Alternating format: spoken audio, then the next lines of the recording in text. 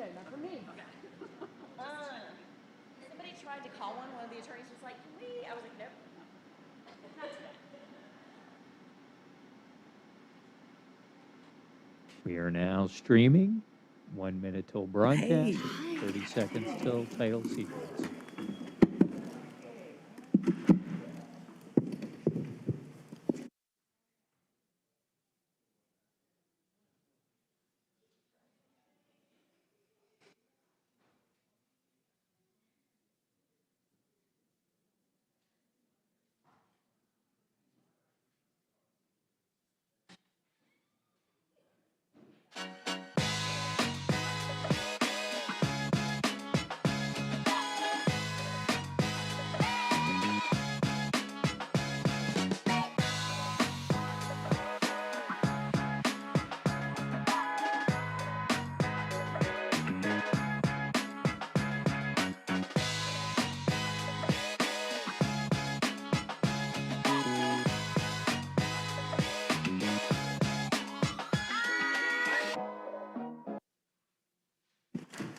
Happy Thursday afternoon, everyone. We would like to call the Durham City Council work session to order on this, the 19th day of January in 2023 at 1 p.m. We'd like to welcome all of you who are seated in the audience, as well as those who are joining us remotely as well. I'll turn now my attention to Madam Clerk. If you would please call the roll, and please also note that Councilman Williams will be here in a few minutes, and Mayor Pro Tem is in Washington, D.C. at the Mayor's Conference. Okay, thank you, Mayor. Mayor O'Neill. I am present. Mayor Pro Tem Middleton's been granted an excused absence. Councilmember Caballero. Here. Councilmember Freeman. Present. Councilmember Holsey-Hyman. Present. Councilmember Johnson. Here. And Councilmember Williams will be here shortly. Thank you. Thank you. I'll now turn to my colleagues for any announcements they may have this afternoon. All right, we'll start with Councilwoman Johnson. Thank you, Madam Mayor. Good afternoon, everyone. I'd like to ask for the consent of my colleagues to bring to our next work session, which will be in February 9th, an ordinance that is being proposed by a community organization, Don't Waste Durham, to limit the use of single-use plastic bags here in the city. They have some draft language and rationale, and would like to be able to come and present that at our work session on Thursday the 9th. So asking for permission to bring them. Thumbs up. Thanks, y'all. All right. Councilwoman Holsey-Hyman. Good afternoon, Mayor. Good afternoon, colleagues. Good afternoon, residents, and welcome. I just wanted to highlight that I had the opportunity, which is why I was late to the meeting the other day, to present at the Governor's Mansion for the Youth Mentoring Collaboration for their first annual Champion Mentoring Award. And I just want to say that there were 3 finalists that I was able to present to, as being finalists. The first one was Tashawn Ash for 100 Black Men of Triangle East. The second was Derek Rose from Durham Success Summit. And the third was Freddie McNeil from Sidekick Academy. So I want to say, Durham Bills, right? Because it was nice to have 2 mentoring programs here that were actually honored at the Governor's Mansion. And again, tonight we will be continuing with this mentoring month celebration, and we will be honoring over 54 Durham youth mentoring programs tonight here. So thank you, everyone. Anyone else? Well, I'd like to congratulate beforehand on what is going to be a successful event this evening. I think we all plan to join her, and so I think you mentioned that somebody's going to carry it live too. The Bro Code Youth Collaborative in from Durham, they're going to come and interview people, and so please stop by if you're looking at 5:30 to 7 today. All right, thanks. I'm just gonna be brief in my announcements, but I did want to tell you, I have covered a lot of geography in the last 4 or 5 days since Friday for the Martin Luther King weekend ended. And just got back this morning, really, from D.C. at the conference that Mayor Pro Tem is at. That's the United States Conference of Mayors. It's their 91st conference, and I did Monday and Tuesday, and last night, it really goes all day into the evening hours with receptions and all. And Mayor Pro Tem came in last night, and we were able to go to 3 receptions together last night. But I wanted to just give a shout out to some of those events that a lot of us attended over this holiday weekend. I saw some of my colleagues at some of these events, so I think all of us covered a lot of territory. I speak over at Durham Tech for their MLK event. I went by on Friday night and a fellowship with Judeo Reform Congregation. They had a really, really good Shabbat over there that was really great. It was joined by a lot of folk, just a number of people of different faiths at that. On Saturday, Durham Parks and Rec, and I didn't even realize it, they've had this program for 10 years where they celebrate the arts over at the W.D. Hill Center on Saturday afternoon. So they had maybe 10 nonprofits that were there, including, and then they also had artists, local artists, musicians. It was a very, very nice. They also had painters. It was really, really good. So next year, make sure you all check that out. It was a really, really good event. And then on Sunday, I was out at Duke at the chapel for their service, and we had a lot of folk there for that. And on Monday, a lot of us attended either virtually or in person. Some of us were there in person for the Triangle Interfaith Breakfast. And then I went to another good one. It was at the Duke School, and it was Rotary. And they had a bunch of volunteers. It was about 200 people in there at that event where they do a meal packing event. And they packed thousands of meals. That was impressive. How many? 43,000. Yes. Yes, it was packed in there. It was a really, really good event. And then I went to my church and ended up with the kids before I got on the plane for their family service day. And they do a lot of things with our kids. We had about 100 young people and adults there, and they had a day of events. So I ended my day there and then flew to the U.S. Conference of Mayors. I printed, your mayor presented nationally up there for a Punch Bowl News pop-up, and I talked about, what was the subject? I gotta remember what I was talking about. You talk so much, Elaine. But anywho, it was what can happen, what's going on basically on a local level, and what can happen in local government when you have a divided conference. So. A divided Congress. So that was interesting. But the major part of that event, I was the only mayor that was fortunate enough to speak at that event, but it was because Fidelity Investments, who are located somewhere in the Triangle area, had a huge announcement, and I mean a huge one. They are giving $250 million in scholarships to what they call the Mighty Middle. Those B students and those high C students, they are going to carry them all the way through college, and not just with the scholarship money, but they're going to make sure that they end their college education debt free. They're going to provide all of the wraparound services for them, and it's all for minority students. And so that was a really, really great time to participate in that, and I encourage people. It's Fidelity Investments. Now, you know there's a Fidelity Bank. It's not the same thing. This is Fidelity Investments, and we have folk here in the Triangle who have been working who work for Fidelity, who have been working to pull this off. $250 million to ensure that a lot of our kids, the Mighty Middle, I like that. I always like that. That sounds so nice. The Mighty Middle.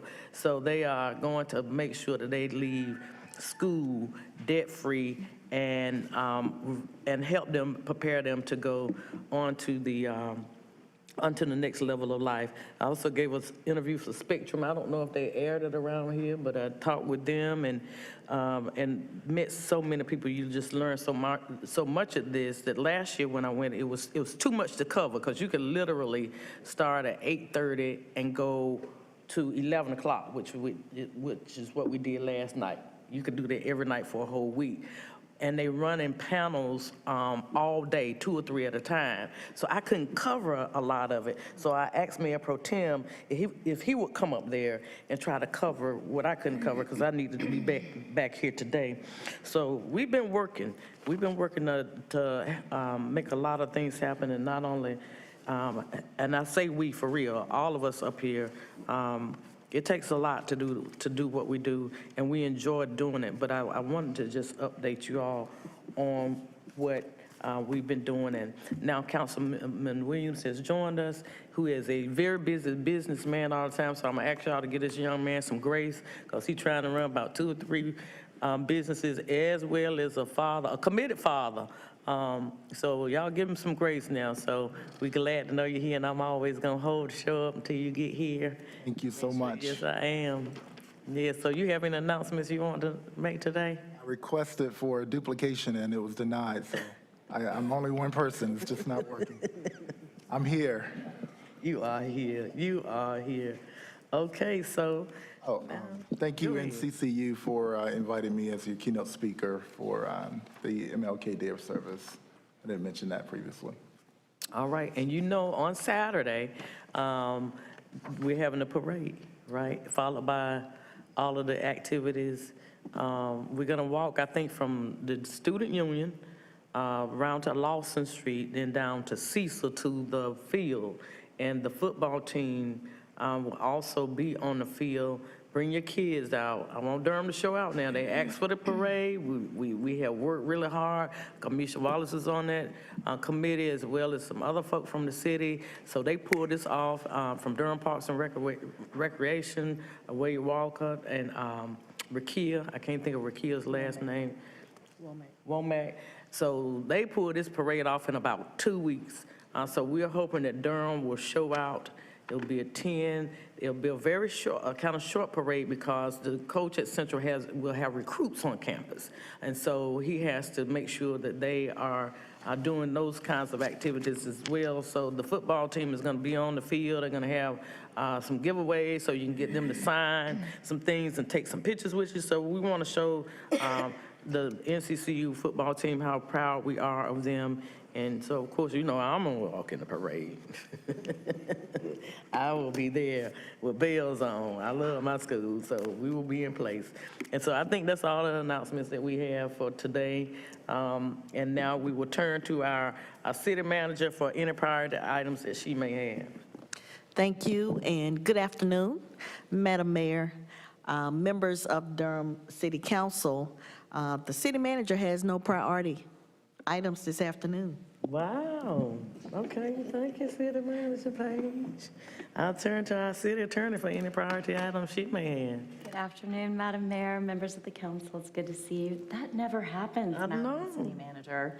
But we have no priority items either. Wow. Let's see what the clerk has to say. Okay, let's see. Let's see if this is gonna be a three. Surprise, for surprise. today.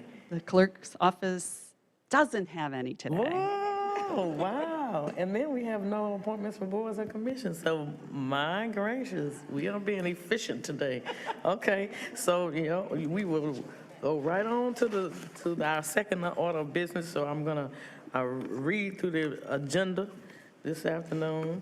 And then I'm gonna pass these cards down to I always try to make sure somebody else takes a part of that. So I'm passing those no, I'm passing them to you, to handle the citizens' matters. Thank you very much. I think we have 3, and then we have a couple of, I think everybody else are resource persons. Those are your only 3. Okay, all right, so here we go. Let's do it. All right, so the first item on our agenda this afternoon is the approval of city council minutes. Number 2 is the December 2022 bid report. To our departmental items, starting with the General Services Department. Item 3, lease with the First Baptist Church of Durham, North Carolina, Incorporated at the Cleveland Street parking lot number 38 for City of Durham employee parking. Number 4 on the Public Works is the contract ST-327C Pavement Management Services 2023. Solid Waste Management Department, item 5, the First amendment to the contract between the City of Durham and Rubicon Global LLC for in-vehicle technology for solid waste collection vehicles. Item number 6, under our Water Management Department, is the award of a construction contract to Pipeline Contractors, Inc. for the Old Chapel Hill Road at New Hope Creek Water Line Replacement Project. And we will have presentations this afternoon. Item number 7 will be a presentation from Hayti Reborn Justice Movement presentation. That will be led by Councilwoman Freeman. And item 8 is the Affordable Housing Deep Dive presentation on Durham Housing Authority, and that will be led by Councilwoman Hosey Hyman. For public hearings under the City County Planning Department, item 9, consolidated annexation, item 1110 Old Oxford Road. Item 10, consolidated annexation, Mockingbird Lane and Sharon Road. 11, the consolidated annexation, National Heritage Academy's Oak Grove Charter. Number 12, the Unified Development Ordinance Text Amendment, Development Plan Revisions. Item 13 is consolidated annexation, Micah Ridge.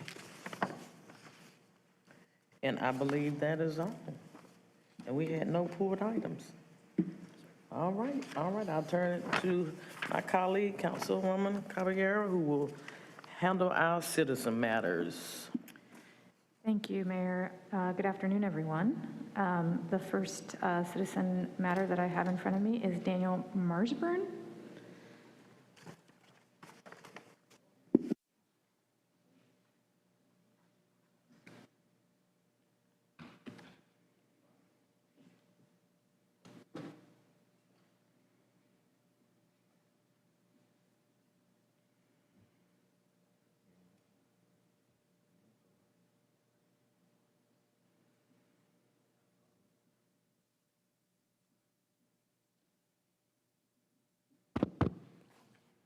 Speakers right here. Good afternoon, Mr. Marchburn. If you could please state your name and address for the record, and you have 3 minutes. Okay, where's the speaker at? Go ahead. Speak up.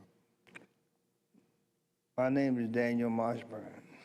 I live at 807 South Duke Street, apartment 312. I've been up there. This is my 23rd year. And things is not the same as when I went there. I went there in April the 14th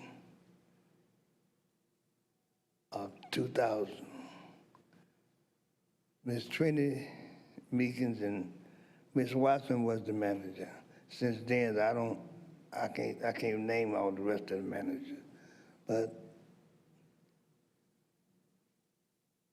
they don't do things like Miss Watson them did it. Maybe because everybody's not, I know everybody's not the same, but in my condition, the lights went out and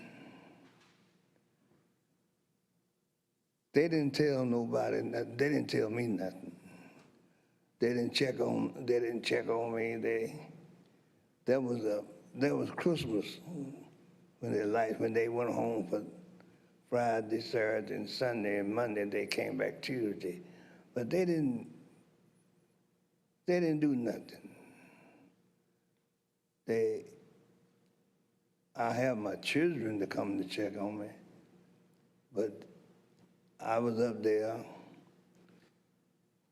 and like I said, I've been there 23 years. I can take care of myself in an apartment because I had an operation on my eyes about November the 21st.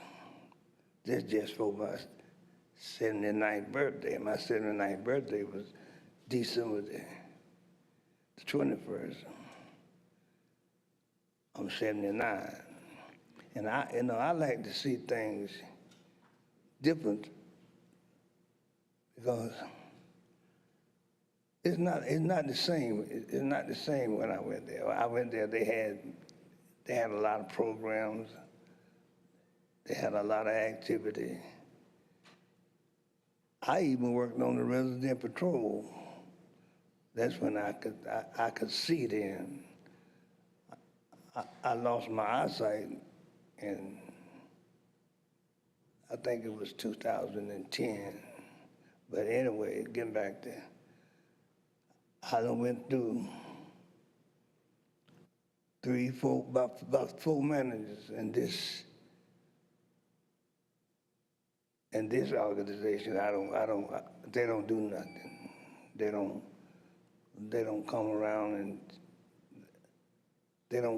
and check on you. And it's kind of hard when they neglect you like that. You know, it's.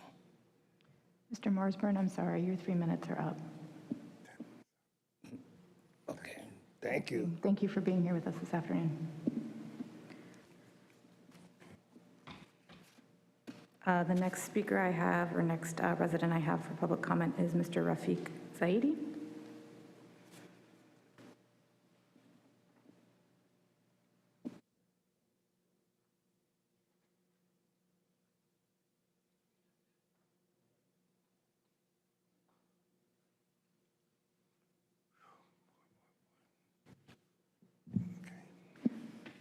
Good afternoon. Good afternoon, Madam Please Mayor. state your name and address for the record. You have 3 minutes. Distinguished council members. Mr. Marchburn almost took the wind out. He's legally blind. I live at 807 South Duke Street. I've been there 17 years after graduating from CROSA, substance abuse, and coming from federal penitentiary, 12 years. The federal Title VI and Title VIII, under the Federal Fair Housing Disability Act, it almost demands that we, who are citizens who are physically disabled, handicapped, and impaired, it's almost mandated that we be treated humanely. I attended on December the 23rd and the 24th, approximately 7 COPD residents, chronic obstruction pulmonary disease, lung disease. Many of them was on nebulizers, oxygen compressors, but we had no lights. We had no electricity. And it was cold up until December the 25th. We didn't receive any attention from Durham Disaster Relief, Durham Housing Authority, or CCI, which is California Investment Group. Oh yeah, we cut ribbons, we had a good time. But it's like a mannequin. I'm telling you, if I own a business and I have a mannequin, I close that mannequin and I put that mannequin in the window to sell my wares, so that the people who pass by the window or who visit will think that they're getting the articles and the material that are designed for them. But when they get home, the seams fall out the pants. the pants are too short. So there's a defect in CCI. So I'm saying that I'm getting a letter off today to the Secretary of HUD requesting that someone from CCI, I'm gonna give you this information, including Mr. Heston, who is the contact man for housing. Someone will have to investigate this. We cannot have our black men and women sitting in the dark for almost 37 hours, not having no oxygen. We had a generator before, let me mind you, DHA. But for some reason, CCI don't want to take advantage of the opportunity that DHA took. So in my conclusion, 30 seconds, we refuse to accept this. These people demand reasonable accommodations under the Disability Act. I don't want to go to court. I know how to go to court on this matter. It's not going to get no action, but I want the citizens to know when I go to court and the TVs to know why we're going.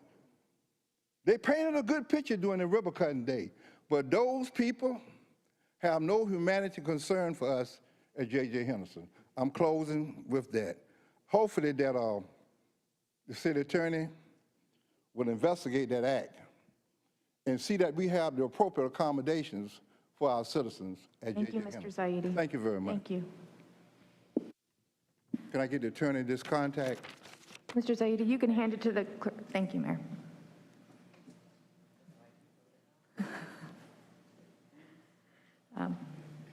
The next speaker I have is Ms. Pearly Williams.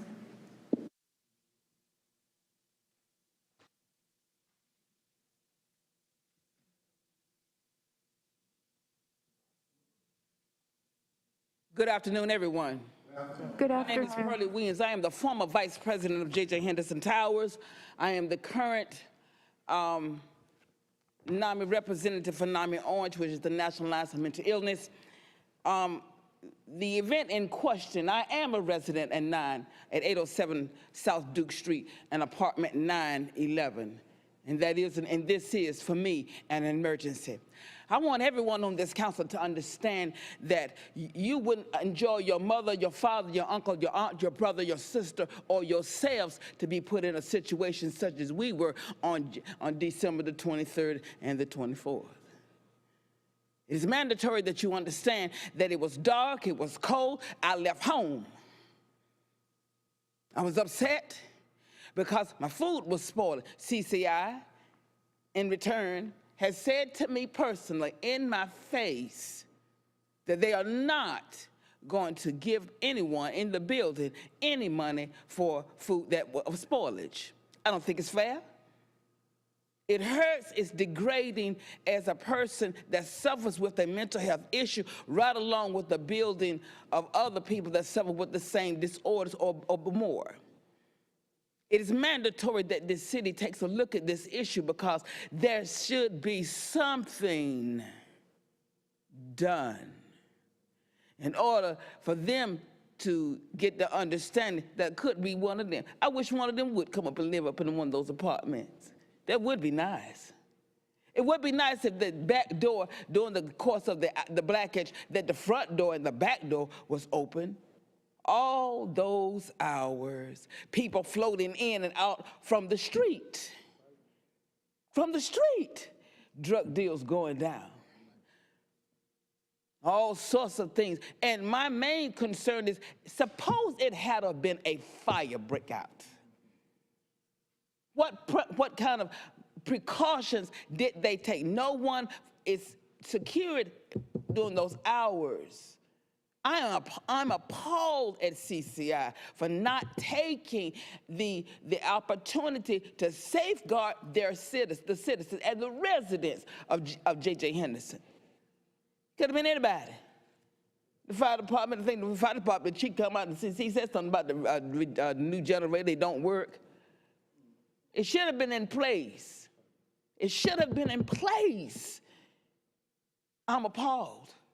I'm hurt, I'm angry. As a person with a mental health disorder and an advocate for the state of North Carolina, this should not have happened.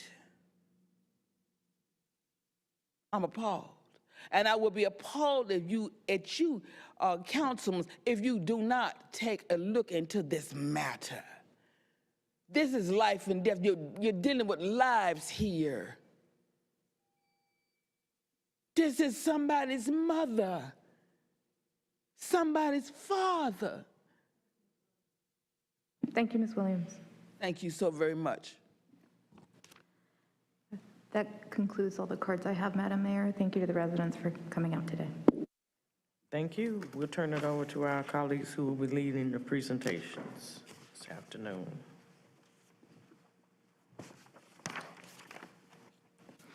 Just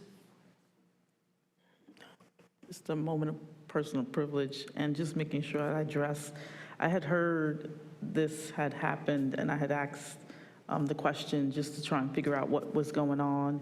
And I do hope to have some follow-up, and I will be visiting over there at J.J. Henderson because it is concerning. I recognize exactly what you're saying and not saying, because I was at the ribbon cutting and I raised the issue, acknowledging that a lot of folks there who would be there on a daily basis need to have a little bit more understanding of Durham and what the cultural is like in Durham. And so, like I said, I do intend to follow up, and I just wanted to make sure I did state that. Thank you. And as we move to the presentation for Hayti Reborn Justice Movement, I want to invite L.A. Jones and former Police Chief Steve Chalmers up to the podium. And I understand you have a presentation, so I'll let you start with that. Turn it over to you.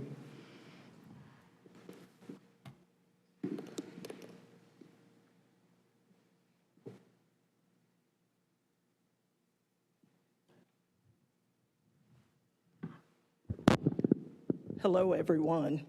It's really good to be here today.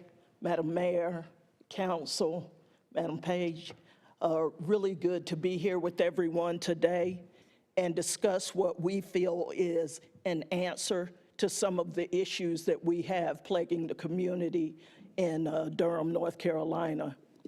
We are here, myself and Steve, from the Hayti Reborn Justice Movement. We are rebuilding our village, one bridge at a time. The vision statement for HRJM is to establish a one-stop shop for Black, Brown, and justice-involved residents from marginalized communities, with the purpose of improving inequalities within the social, economic, and criminal justice systems. Our mission is to develop and coordinate a total Durham partnership comprised of existing programs, resources, and organizations to enable access and seamless entry to comprehensive services for community member success. If you'll think about it, one of the things that happens in our communities for Black and Brown people often is that instead of getting funding and instead of getting systems that work for them, what they get are programs. HRJM is focused on taking those programs that already exist and melding them together in a one-stop shop and making them act in a systemic manner.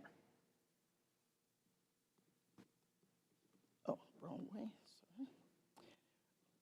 The way in which we do this is a centralized and consolidated framework. Partnerships and alliances or community coalitions, as we know, have long proven to be an effective manner of dealing with social ills in the community. When Steve and I did our listening sessions and research in Durham, what we found was the same thing that you find in a lot of communities where there is not a centralized and consolidated framework. We found a duplication of efforts to address the same issues.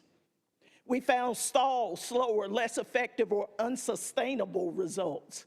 It's really easy to say, if I can just help one, then I'm happy and I'll make a difference in the world. But unfortunately, when we help one, but we're losing 1,000, we'll never catch up. Also, we found divided attention between local social and criminal justice initiatives. We intentionally are the justice movement, not a social justice movement, not a criminal justice movement, a justice movement. Also, we found competition over the same funding dollars. The justice movement's not a program, it's a movement within the city of Durham. And instead of addressing community problems with either law enforcement or community involvement, we've created a coalition of both community and criminal justice organizations, along with members of our community who are eager to partner with each other and interrupt the cycle of violence and poverty within the community. We are interested in finding solutions to violence in the community. However, instead of like many do and see violence as the problem within the community, What we do is we see it as a result of the problems within the community. There are core issues that must be dealt with in order to address what we have going on within the city of Durham. What makes us different is that not only do we already have the individuals sitting at the table, we've collectively determined our initial course of action. Instead of creating something new, we're organizing and working to centralize the community resources that we already have in Durham. This approach includes wraparound services with unified community-based resources, alternatives to incarceration, combined reentry services, workforce readiness, mentoring, and family-sustaining jobs for the city of Durham. We are not interested in an either-or approach. We're interested in both and. We're interested in win-win whenever it is possible so that we have a great outcome for all parties involved. On the screen, you will see some of the local partners and resource organizations who have already been presented to and have committed to working under this Hayti Reborn Justice Movement umbrella, working with other organizations within the community so that we can form bridges instead of operating in silos and not getting anything done. This next page are other partnership organizations. These are things that myself and Steve Chalmers that we've been able to accomplish within the last year and a half. Meetings, talking, bringing the community together. That's the only way that we're going to make it. We've tried it separately for long enough. It's time for us to do something a new way and therefore get different outcomes. 15.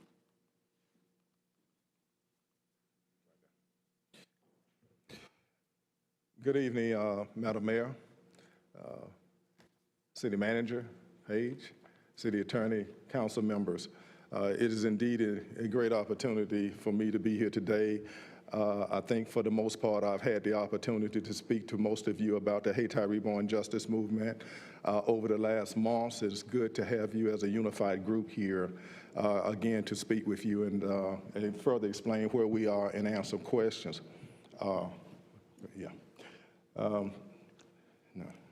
Back.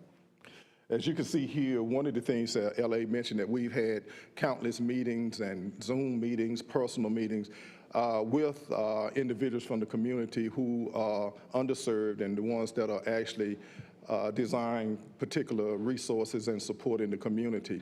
And based on that, what we've decided that we would do as far as coordinating resources is to basically build partnerships and coalitions in probably the 9 different program areas that they identified where the majority of their needs were. As you can see, we have 9 program areas here. We have a criminal justice group, which is headed by our sheriff for Durham County, Clarence Burkhead. And basically what the responsibility is to actually develop those partnerships with criminal justice organizations in Durham County to coordinate existing resources. Right now we have the Sheriff Department, Police Department. The DA has committed to being a part of this, and we actually had a sitting judge, and we will have another one here relatively soon. But basically we would be building this criminal justice coalition to address the criminal justice needs as it relates to the intervention and support that individuals need that will be coming to the table. We're doing the same thing with economic development. Quilly Koth, who is the executive director of the PROUD program, is actually building this partnership and the coalitions with economic development to bring employers to the table, to look at other opportunities for job training, entrepreneurship programs, and to address, again, some of the economic needs of our community. We also have education. Martina Dunsford, who is the founder and former director of New Horizon Character and Leadership Academy, is in charge actually of the education piece. Durham Tech, Durham Public Schools, and other educational entities within the city of Durham are already on board and partnering, same as it with health and wellness with Tika Dempson, who coordinates that, to bring in also health organizations together who focus on not only physical health, but mental health, substance abuse, and all areas of health. Housing, again, as we met with individuals, seems to be one of the main or the main concern, even more so than jobs within the Durham community. So basically, LaToya Denny, who's the executive director of HUB Community Pods, is actually coordinating these resources. We have housing organizations that have already come aboard, to include the Durham Regional Association of Realtors, who basically have committed their support in finding ways to support housing needs, along with the Durham Housing Authority being one of our partners also, as well as some individual realtors who have already stepped up and, based on the need in Durham, especially as it relates to justice-involved individuals, providing housing without any further consideration, because they are committed and working with the justice movement. Mentoring is another big piece that we're working with. Larry Thomas, the coordinating CEO of Thomas Mentoring Leadership Academy. We're bringing all mentoring programs together, and right now we've identified about 5 different mentoring programs, and they're all looking forward to working together, not just to mentor kids, but also adults. Also programs, because as we're meeting, the individuals we're meeting with are interested in programs to actually enhance their ability to be successful as individuals, to include financial literacy training, home ownership programs that may exist, how to be better parents, how to actually be healthy in the community. So we are building coalitions of individuals who provide these types of training and awareness programs. Recreation is a key, because we also will be doing prevention. We'll be working with kids as young as 5 years old, because we know in order to close that pipeline, it all depends on how much prevention and opportunities you get to shut the pipeline down and open up the pathway to prosperity, which is our main goal. Also, inspiration. A lot of the individuals we meet with are basically talking about that inner self, and how to actually get more in tune with inspiration, with spirituality and things like that. So Reverend Carl Kinney actually coordinates that. As we go to the next slide, one of the things that we're looking at is just to make sure that you understand really the coordinator's role and the role of these particular partnerships and coalitions. First, the coordinators are responsible to identify and vet potential organizations for partnerships with the justice movement, so that in any particular area we build that partnership based on the existing programs. And also to develop programs and activities to increase awareness and engage community, to review requests for support and funding from partner organizations.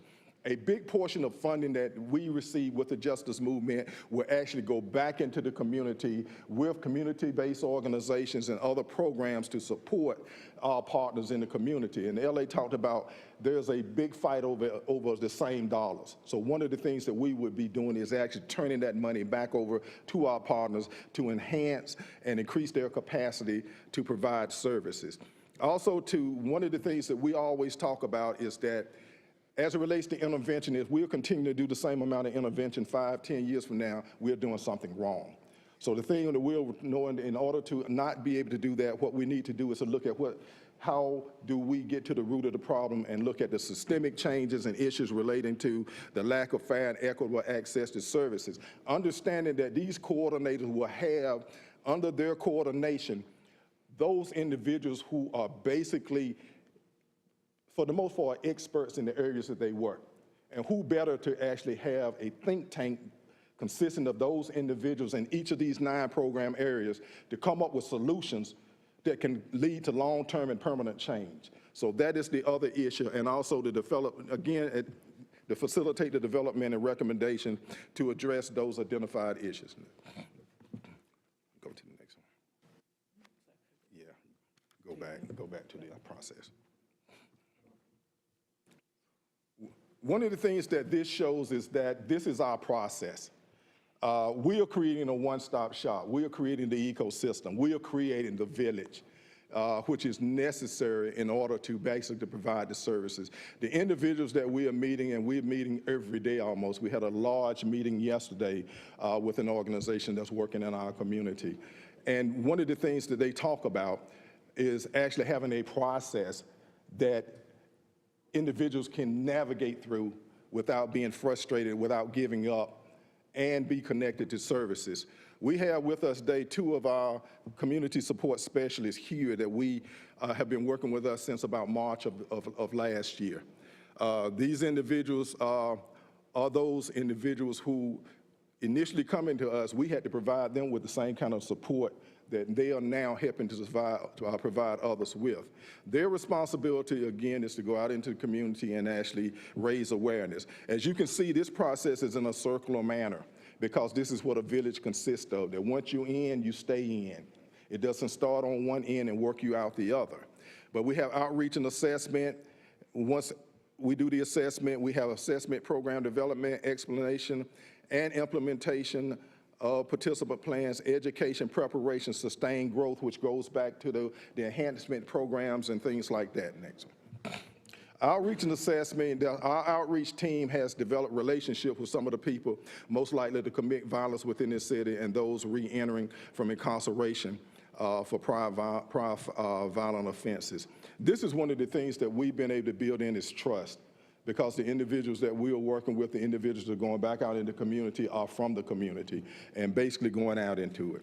And you can see everyone that comes in get a comprehensive an assessment.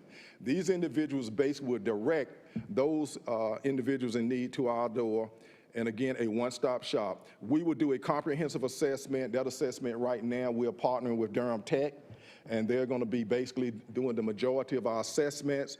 We've also identified another organization in the community that are completing assessment, especially as it relates to health-related issues, as well as we actually have case managers that would be part of our staff. And these are the areas that we will actually be developing those assessments in. Once these assessment is done, one of the things that we would do is actually build an individual plan for each one of these individuals. And again, our case managers and others, and to include our coordinators and the resources that we have, we're basically, an example being, if an individual come and one of the problems they have fall in the criminal justice area as it relates to maybe driving privileges that may have been suspended or they need to get back. That particular problem will go to Sheriff Burkhead, and based with his criminal justice group, they would resolve that issues. If there are health-related issues, those issues would go to the coordinator of the health area. If there are housing, it goes to that coordinator. So every aspect of their problem will be actually addressed by individuals who provide those services within our community, who will put together a unified plan that will come back for that particular individual. And again, the thing that we're trying to do is to make certain that everything can be done in-house, that we would not give them a list of locations to go to fix these problems. We fix it all right there within that one-stop shop. These individuals then come back, we will review the participant, they will sign a participant agreement. The one thing that we realize is that we could have 100 individuals who need 100 jobs. We could get 100 jobs and connect them, but the only thing that we're doing is setting them up for failure.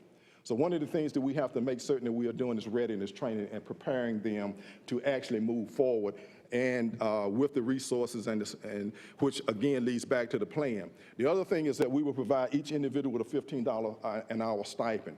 Durham Tech has already identified about 3 different certification areas that they will actually be working with these individuals in and actually providing them and in certifying them from Durham Tech as being ready to move forward. Each individual will also get a mentor. This is what I talked about earlier. Not only we mentor young folk, each individual that comes through this program will receive a mentor, will help them to actually make better decisions and also navigate through different processes. Education and preparation, again, goes right back to what we were saying, is that the things that they need to learn are things that they feel that they've missed somehow throughout their lives. So what we want to do again, and one of the things we're talking about is that we want to revitalize people, not just properties, but we need to actually invest in people's lives and provide them with the tools that they need in order to be successful. And again, providing mentors, providing on-the-job training, drug and alcohol rehabilitation. Everyone coming in will have a mental health assessment. Every individual will receive a mental health assessment and receive all the services that they need. Sustained growth. Again, this is one of the things that we talk about is that we are not a program. And we are not a single-faceted approach type of organization. The one thing that we recognize is that we cannot deal with housing without dealing with the other aspects of a person's life. We can't deal with jobs without addressing all of the other things that go on in a person's life, to include the wraparound services. So this organization will move and grow as new challenges. The way this model is set up is that as we continue to move and operate to resolve major issues that exist in the community, anything new and different come up, we have the mechanism to actually develop and actually deal with that in the same way that we are dealing with other things. I mentioned to staff on yesterday in one of our meetings, like the mayor attended events over the King holiday. And one of the things that I heard elected officials, clergy leaders, community leaders, the same thing we've been hearing since the 60s. I made notes. We know what the problems are, and for the most part, everybody's on board and agreeing that change needs to happen. What we have not done is put something in place that can bring about that change. And it's not about individuals, because as individuals, you seem powerless. And in a consolidated, comprehensive approach where we bring all of our leadership together and working together to come up with solutions, and that we have the support necessary to bring about and implement those changes, this is how we bring about long-term and permanent change. We don't want to be dealing with the same things as far as working with our populations 10 years from now that we are doing right now. With what we have designed, and right now, as I met with this group yesterday, who were basically some of the partners as well as the recipients of the services, I told them this is Durham's strategy movement. This is their movement. Our job is to make certain that we can make things happen for them. The things that they're telling us is that we just don't want to come to the table and talk about the problem. We want to be an active part of bringing about the solution. So our intention and our goal is to keep them as part of this movement as we move forward. These basically we have advisors, and some of these people you would recognize: Harold Chestnut, who's with the PACs and no stranger to any of you. Chief Patrice Andrews, we've met with her and her executive team, and they are excited about what we are doing here. And one of her deputy chiefs actually said, what's taking so long for this to be developed? So the police department is on board. DeWarren Langley, who has worked with me since 2004 with Men of Vision, he's there. Fred Farrington from the West End community and one of the actives there. Akeem Brooks, who's one of the supervisors of Project Bill, is excited. David Johnson, who's a supervisor of Bull City United, their entire organization was in our office yesterday, the entire organization. And they left motivated and committed to be a part of this and to make it happen. Mike Key, who is an influencer, has great influence over a lot of these individuals out in the community. The one thing, folks, that I was saying in almost closing here, where Robert Singletary and Imam Abdul Wahid, and I think everybody's familiar with him, who's a chaplain at Duke University. And Robert Singletary has a barbershop, and a lot of these young folk go to his barbershop, and he has a lot of influence. But the one thing that I would say in closing is that what these individuals are saying is that they've been made promises before and that they've seen programs come and go, and it left them no better off than they were before. And we cannot continue to allow this to happen. We have committed ourselves to going out and creating these partnerships, which we could have done a lot more, but we didn't want to overcommit ourselves and make too many promises until we knew that we were going to be able to move this thing. And with your assurance, then we can do this. Again, this is your co-executive directors here. LA and I met 15 months ago, and we've been connected at the hip for that 15 months trying to build this for Durham and for our residents. So again, we thank you for this opportunity. If there are any questions, we'd be more than happy to answer those here today.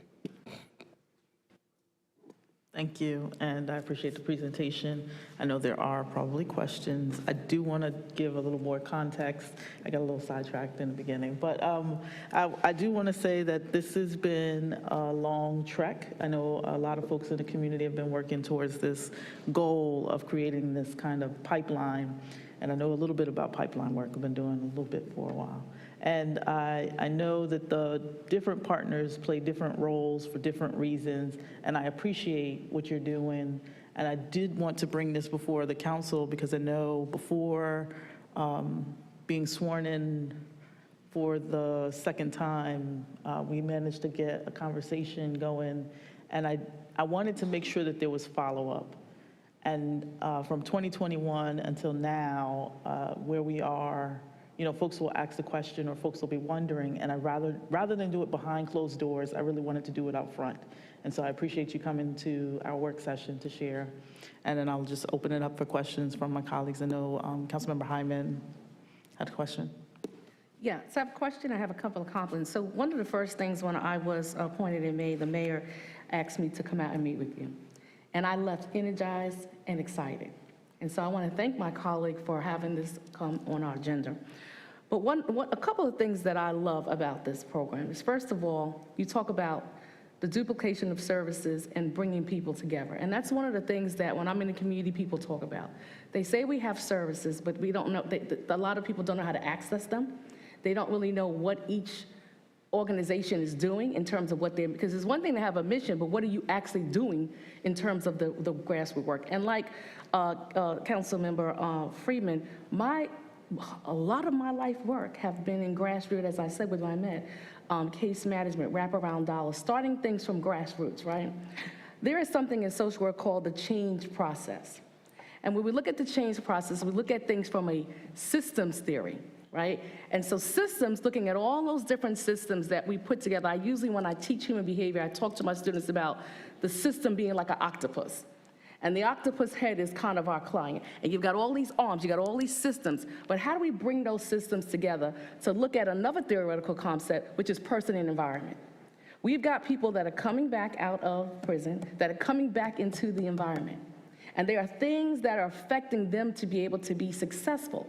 So how do we wrap those services? How do we bring everybody to the table? And how do we work on this one-stop stop? I am with you, Councilman Freeman. How do we get this done? Because it doesn't take a rocket scientist to know that this is a program that can definitely take us to the next level in terms of servicing some of our populations at risk. And we've got populations at risk here in Durham that need a service like this. And so, again, when I met with you, I left energized, excited, and so I'm so glad that we are bringing this back up. But I want to know, what can we do as a council to move this forward?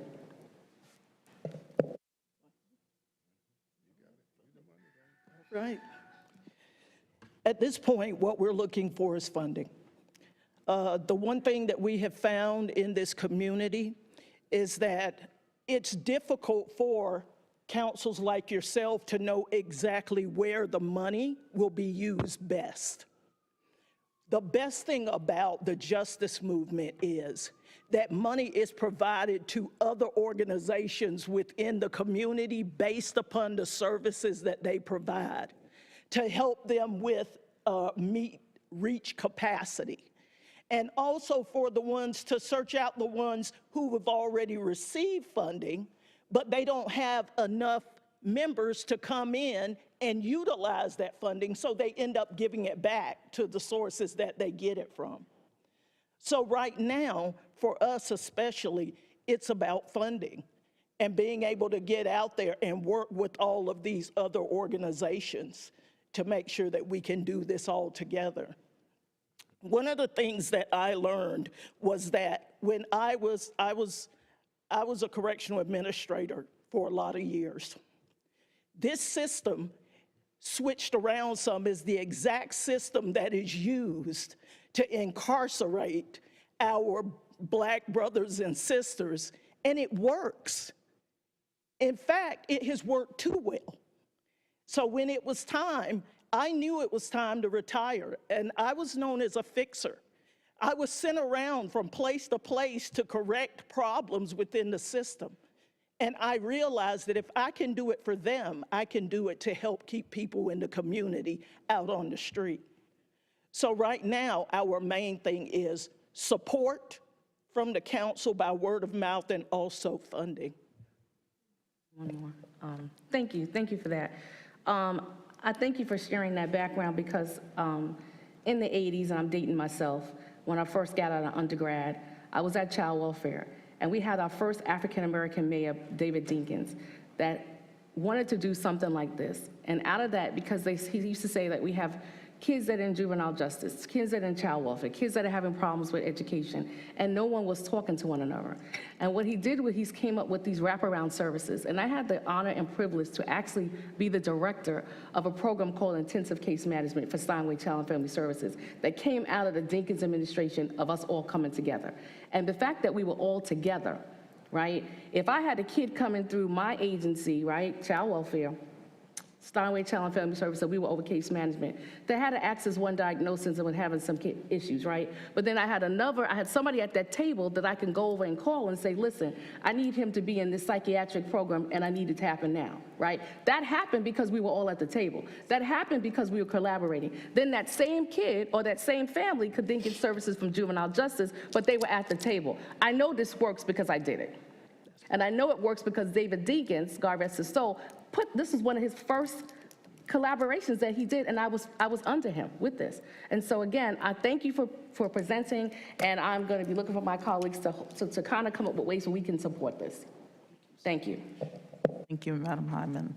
And Councilmember Williams. Yeah, thank you. I won't be before you long. Just wanted to thank you for finally bringing this before us. It's long overdue. I think you remember the energy I had after, I think it was like 11 o'clock at night when you gave me this presentation. 11 o'clock at night over Zoom, and we spent about an hour till like midnight, so thank you. When we were running for office,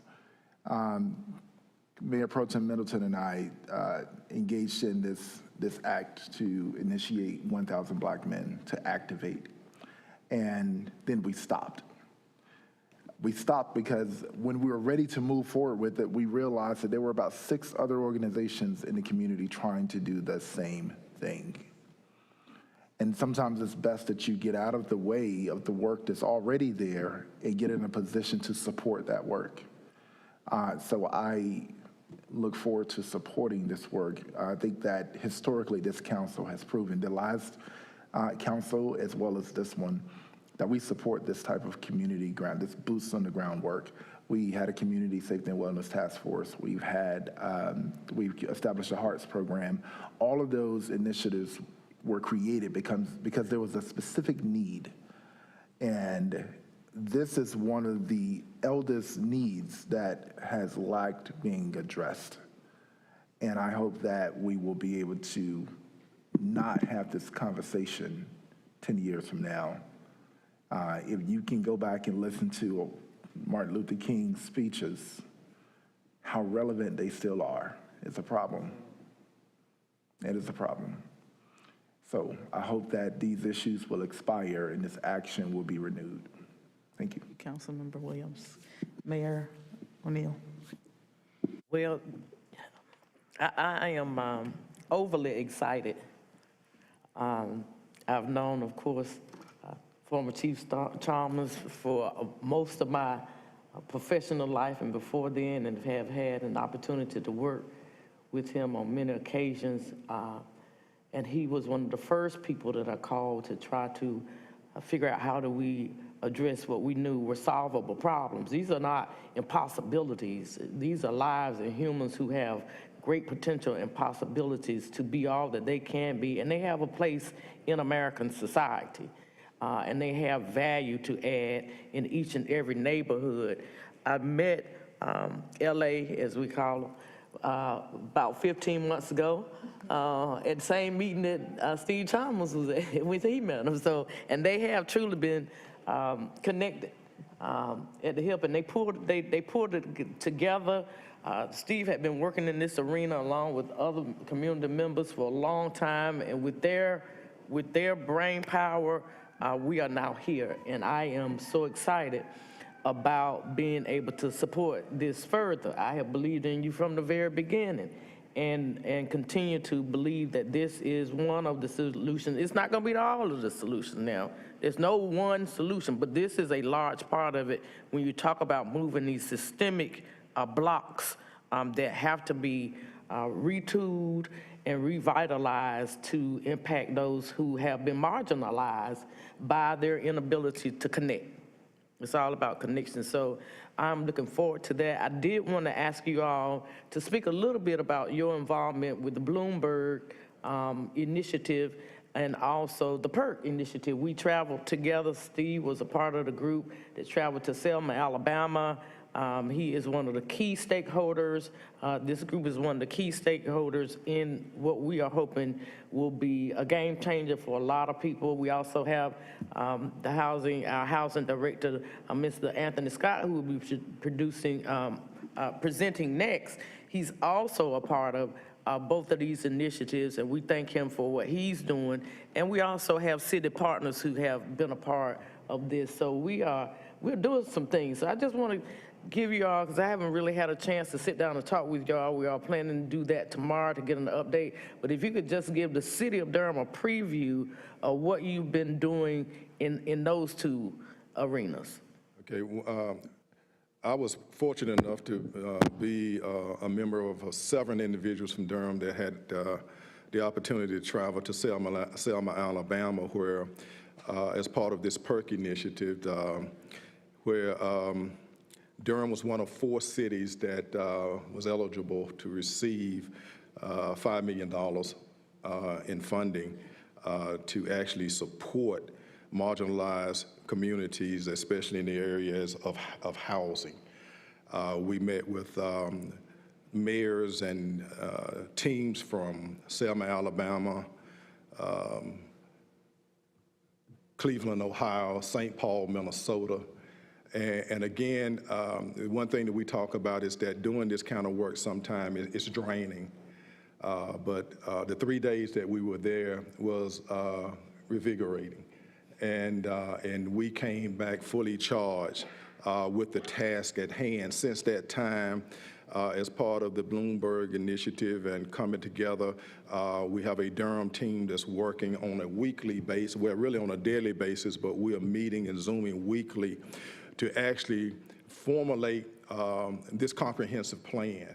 And one of the things that we actually talk about is I've talked about earlier, is that even with the conversation we had on Tuesday morning, that even with housing, we just can't focus on housing. We have to make certain.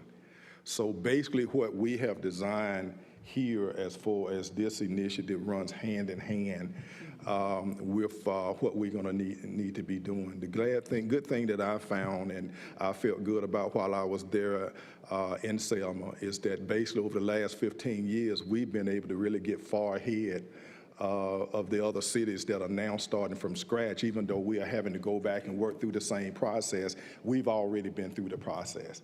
And we have everything that we have already in place to do that. Mr. Scott there, Anthony Scott, Housing Authority, they will be playing a major role. And the good thing is that we will be collaborating and coming up with ways. LA and I were talking this morning that we have a major issue as it relates to housing. And even Cheryl Smith was talking earlier about people sleeping under bridges and things like that. So we have folk who are sleeping under bridges. We have people who are basically who are living in situations that they need to be elevated. And we have folk who are really looking towards home ownership, but don't have the opportunity to do that. So all of these things are what we're going to be actually looking at as part of these initiatives that we're involved in. And again, folk, there are a lot of eyes on Durham right now from across the country. And one of the things that we felt good about leaving Selma is that a lot of folk were already looking at our model and what we've already put together and say, yeah, that's what we would like to put together. And so we're hoping that, again, to be the example, to be that movement for the most part that people want to implement. or replicate throughout the community. So that kind of briefly is what we're working on right now with the Perk initiative and Bloomberg. Thank you. If there aren't any other questions, I will just wrap us up by saying thank you. And I do know that there are requests for funding that are out, and I do understand that there's a lot of different conversations going on around the way your organization is structured, as you're not a 501c3 yet. And so I know your partnership with the Triangle United Way is the way that we're trying to develop this. We are a nonprofit organization, and we basically are in the process of obtaining our 501c3 status, but we felt initially coming in that it would be better to connect to an established 501c3 until we can actually get kind of feet solid on the ground, and then move forward, especially as it relates to the amount of funding that we knew that we would be seeking. So we with a solid organization with a solid track record. And that's the United Way of the Greater Triangle. Yeah. Thank you. And then just one last thought. I made a note, and I did want to track back to your slide that had a list of all of the community partners, because I did want to let folks know again who they were, and then also to share that you've been very open and very supportive of anyone who has an organization or anyone who knows of an organization sharing that with you. And so I'd like for you to share your contact information as well, just making sure that that continues. Okay. All right. Thank you. And I will turn it back over to the Madam Mayor. I'm not sure who's leading the next one. Oh, I'm sorry, Councilmember Hyman, who's leading the deep dive. Thank you. So much, Councilmember Freeman. Thank you for leading that wonderful discussion. And so now our next presentation will be affordable housing, deep dive presentation. And we're going to call Anthony Scott, our director for Durham Housing Authority.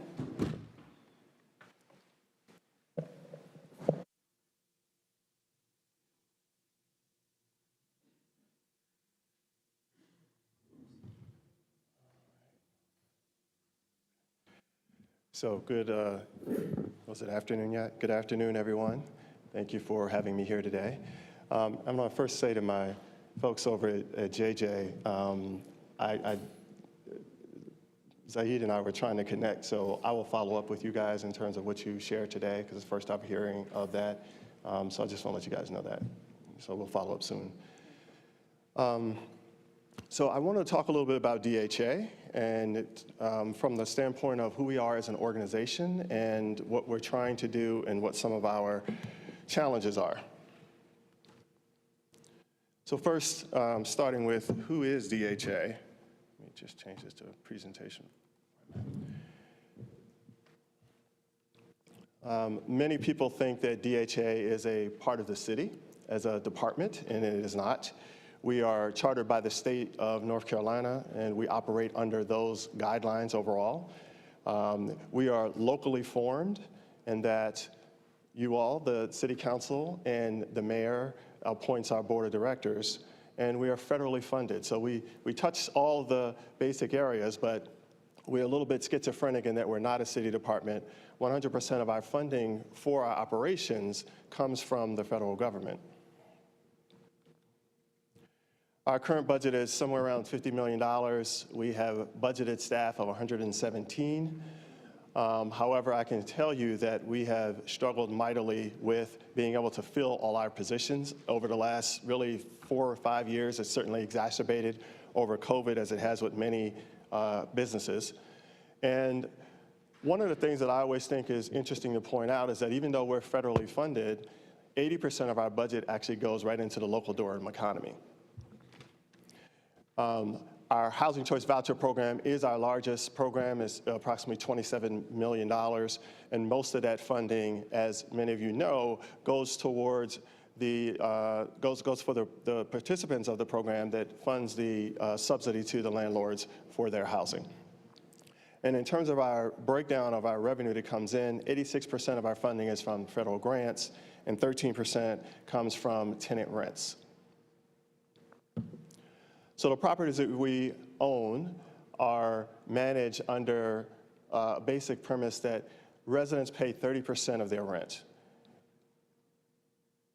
It's a failed model, it just doesn't work.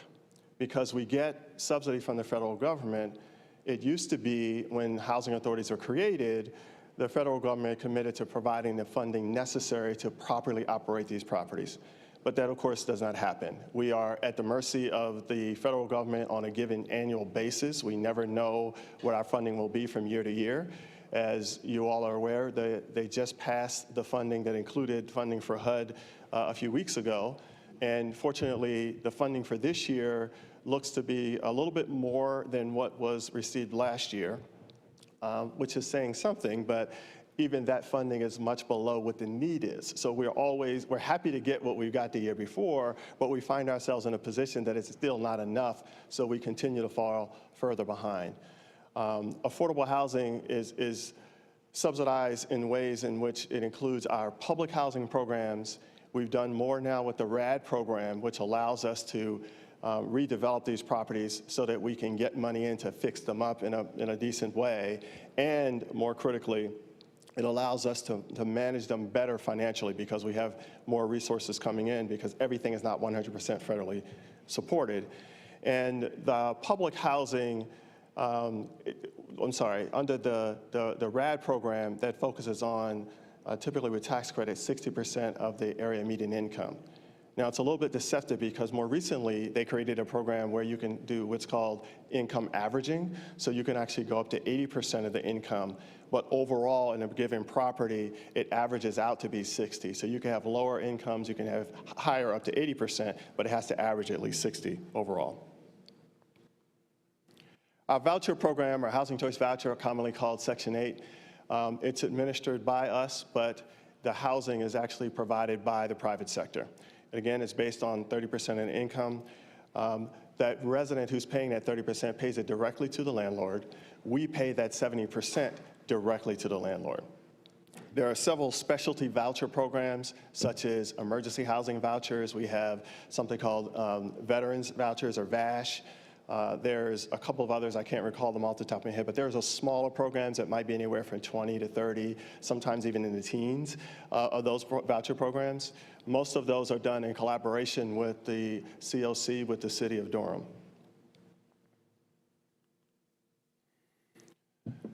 For overall, DHA has about 17 sites and about 1,700 units. Our occupancy rate right now is 99%. And we have a waiting list of over 5,000 families.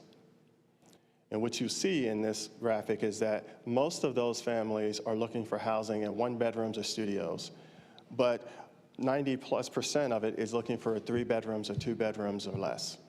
So that need is very, very high throughout, and that's been part of our strategy as we've looked to redevelop our housing, is to focus on where we're seeing the most need, and we derive that by looking at what's actually on our waiting list. On the voucher side, we have a little under 3,100 housing choice vouchers.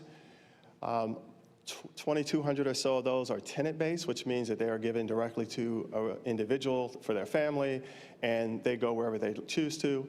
We have something called project-based vouchers, and those are vouchers that stay with a particular building. So a person comes and goes, but the voucher subsidy remains at the building itself. And then those specialty vouchers I mentioned, we have a little less than 500 of those. All in all, in every given month, we have 166 families currently that are out there, but we've averaged around 200 families on any given month that have a voucher, one of these two, either a tenant-based or a specialty voucher, that is currently looking for housing. So the need in terms of landlords to accept those vouchers remains very high. Our tenant-based waiting list is currently at 338 families. That seems like a low number, but it's low because we issue those vouchers every so often. We open the waiting list, I should say, every so often. We keep it at a manageable level of about 1,500 vouchers, no more than that, so that the list doesn't become very stale. And at the end of that period, when we get down to usually a little less than 500, we'll begin to open up that list again so that people can apply. Last time we opened our list, which was about 4 years ago, we had over 5,000 people apply. We then narrowed it down to 1,500, and so that's where we are currently at a 338. So we will be opening our tenant-based housing choice voucher list at some point this year. Our project-based waiting list, however, is over 10,000 families. So it, again, emphasizes the need of housing, particularly of this type, that exists here in Durham. We have a budget of $27.5 million, as I mentioned earlier. Remember I talked about we have 3,200 vouchers roughly? We currently have, though, less than that are actually housed. We're still at 100% of our budget authority. So even though we have more vouchers, we have to manage to our budget. So HUD tells all housing authorities, yes, you may have a higher allocation, but you must manage to your actual budget. And we currently are at about 100% of our budget utilization. The average subsidy that we provide, and what's called the housing assistance payment, is a little over $800, $808 roughly for what we're providing in subsidy to our families overall. So that's 1 bedrooms, 2 bedrooms, studios, and larger. Talk a little bit about RAD conversion. So a few years ago, HUD created this program called Rental Assistance Demonstration. I think it was originally started 10 years ago in 2012. It did not attract a lot of attention because it was a very cumbersome program to use. They retooled it, and upon retooling, many housing authorities jumped in to take advantage. What RAD essentially does is it allows housing authorities to have more tools in the tool chest. Provides $0, but it just gives you opportunities to utilize financing methods that you can't do with regular public housing. That allows us, for example, to use low-income housing tax credits. We can get bank financing. We can also do project-based vouchers. So it allows us a different way to go about utilizing our public housing inventory. And one of the things that we focused on, as you all quite aware of with our DDMP, is that we've looked at the redevelopment of our public housing communities so that we can increase the amount of affordable housing that we have overall, including replacing the existing public housing units. There are built-in protections. There is a lot of concern with this because it involves the private sector that somehow rents were going to be raised and it was going to be turned into market rate housing. It's built into the law. Key things. 1, rents are still going to be based on 30% of your income. There will be no rescreening for any existing resident that becomes a part of a RAD program. And the residents have a right to return for those who want to come back to any of the housing that's built on that site. So those are built into the law. Even if DHA wanted to be a bad actor, it couldn't change these basic issues that are in the law. We intend to fully convert all of our public housing communities into the RAD program over time. Some of that involves redevelopment, like you're seeing with the downtown area properties. Some of it are straight conversions that involves rehab, such as what we've done with Maureen Road and Daymar Court. So those are 2 different examples of the 2 spectrums that you have in utilizing the RAD program. So this is a chart that gives you a sense of who our DHA families are. Overall, we're just under 9,000 residents currently and about 4,000 families. This is combining public housing, the Housing Choice Voucher Program, and the affordable housing portfolio that we have. The average income that you see across all boards is just $11,363. 26% of our families have jobs, and the average rent paid between all programs is $284.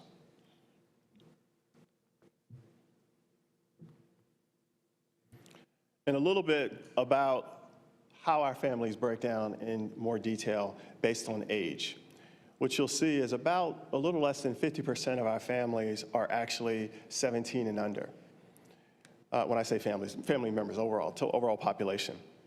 And then you'll see that roughly 14% of our families are seniors, and in between is where you have the rest of the family members. So when you look across the programs, you'll see a lot of variety in ages and family sizes, but overall, you'll see the breakdown for that roughly 9,000 individuals breaks out to about a little less than half are actually 17 and under, and about 14% are seniors.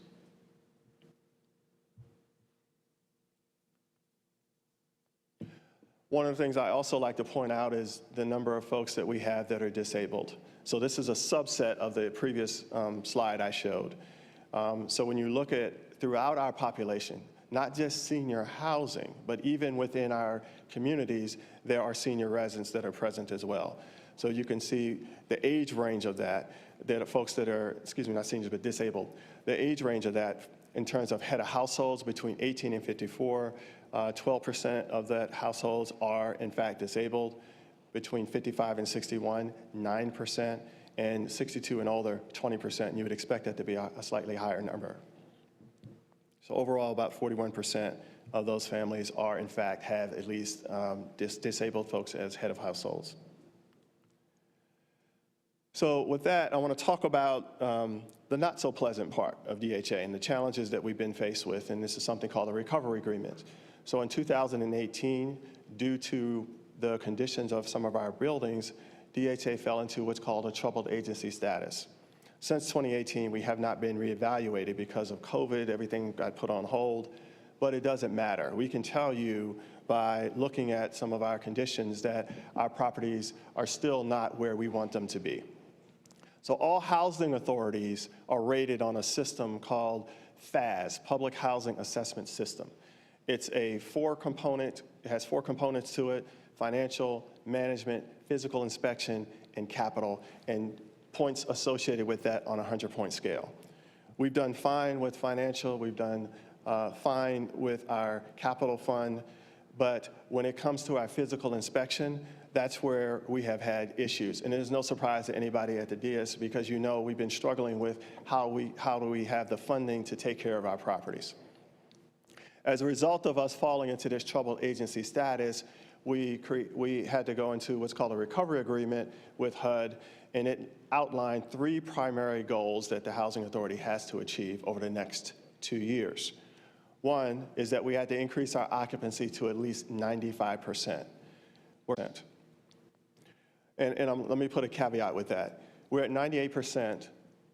However, we are talking to HUD about the fact that they're counting against us the Liberty Street apartments and 519 East Main Street vacancies there. We're not leasing there, obviously, because we're in the process of redeveloping that, but that's still counting against our occupancy. So on the books at HUD, which you'll see is an occupancy rate at, I think it's 92%. But in reality, when you take those out, we're at a 98% occupancy. And HUD understands this, we've told them this. They just don't have a category to put units that are in the process of being redevelopment, so they're struggling with trying to figure out how to make it work the way HUD actually evaluates us. Improve our unit conditions, meaning we had to have a passing score of at least 60. And then the third thing is remove McDougall Terrace from the public housing inventory. And there's an interesting way that they've placed that, stated that, but basically they want to see McDougall Terrace come out of the public housing inventory and put in some other kind of some other kinds of categories. So that could mean either we literally get rid of McDougall Terrace, we could sell it, we could redevelop McDougall Terrace, or we can do some sort of conversion, which is still the same thing. All this must be accomplished in the next 2 years. We're now just shy of a year into this. We have monthly reports that we have to do to HUD. We work very closely with the Greensboro field office all along the way. So I'm going to come back to this in a little bit, but let me very clearly show you what our unit scores are. So when you look at all of our properties, and when you look at 2018, you see what our scores are, and that's based on a 100-point scale. You can see where we were in 2018.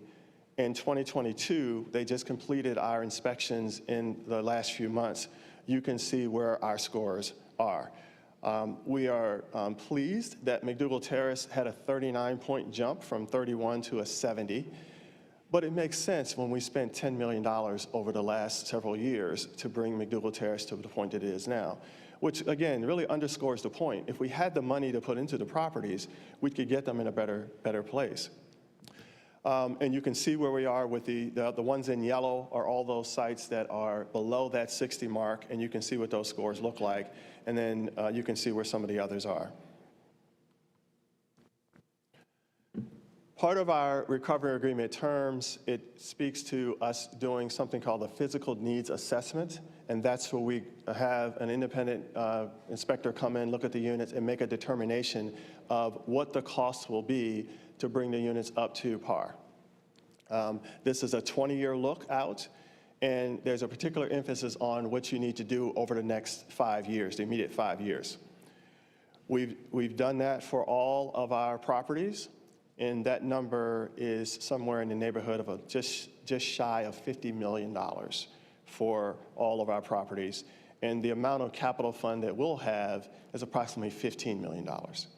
So we're going to have to make hard choices and decisions around how we spend our $15 million on those properties. And what we're doing is prioritizing health and safety, first and foremost, and then looking at other issues that impact our scores as a secondary component.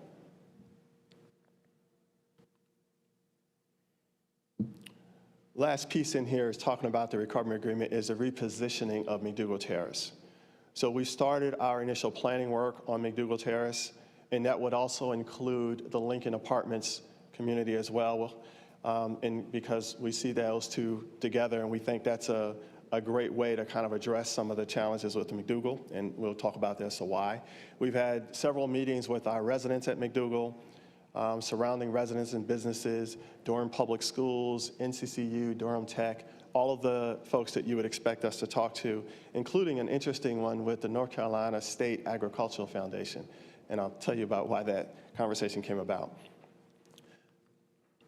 So well, let me go back. I guess I didn't have more on this. So we're in the planning stages of this. And what we're looking at with all of this, because we don't just look at things in terms of one little site, but we look at the larger community to see how what we're doing could have a larger impact and not just dealing with McDougal Terrace. So in general, what we're looking at is we could do some replacement housing on the Lincoln Terrace, the Lincoln Apartments site to start with. So we have people do essentially one move. That would involve having to tear down Lincoln, rebuild the new housing, et cetera, while we look at the planning around McDougal Terrace. In the next month, we're going to finalize our preliminary plan for McDougal Terrace, and we'll be sharing that with you all soon.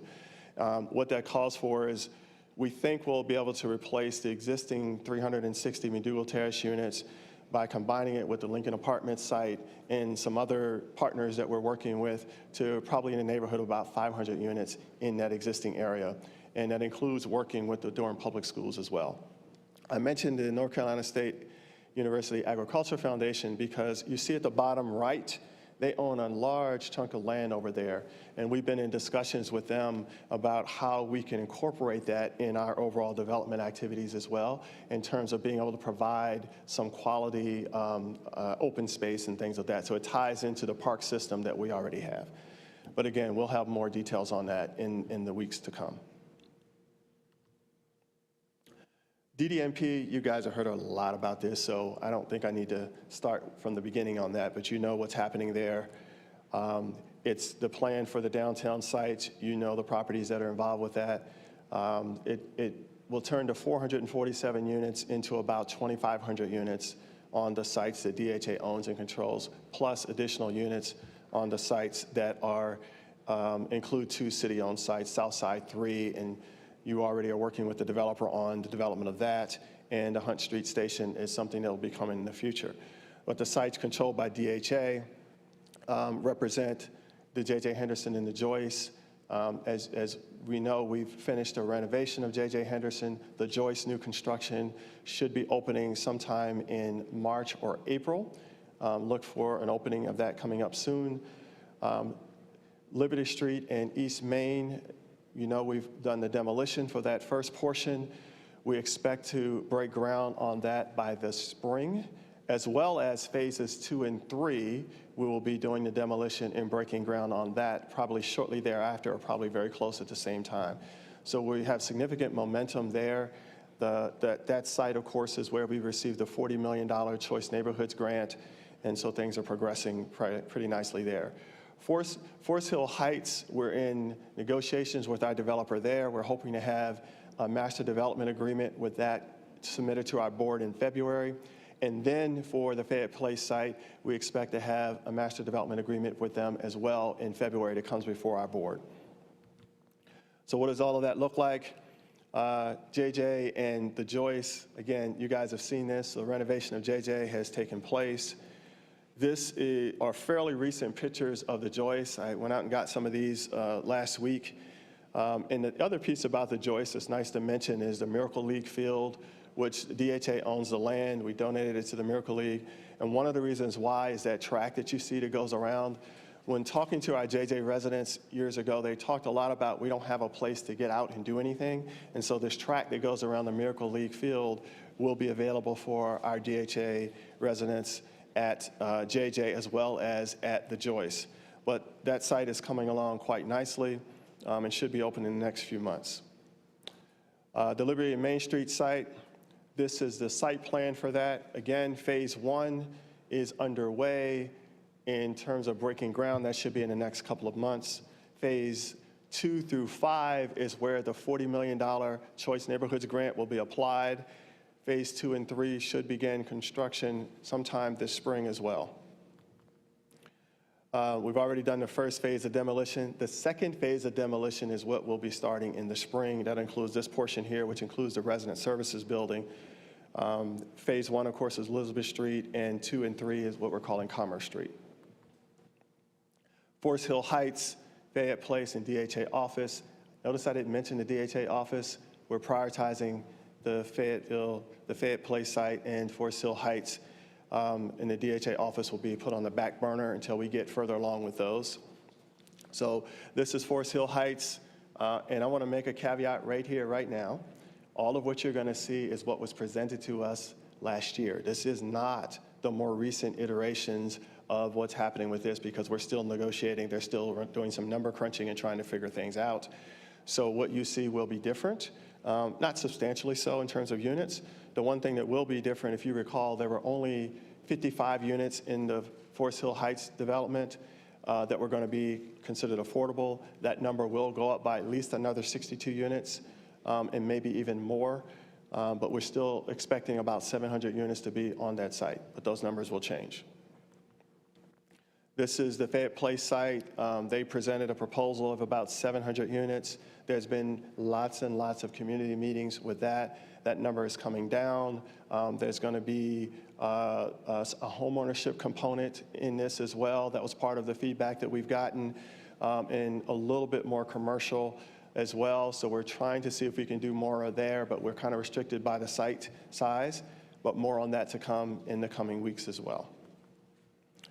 And overall, I wanted to give you guys a snapshot of what we proposed when we initially did the DDMP proposal to you all. So the DHA component, this is only reflective of that, not the two city sites. We had about 2,275 units that were initially planned.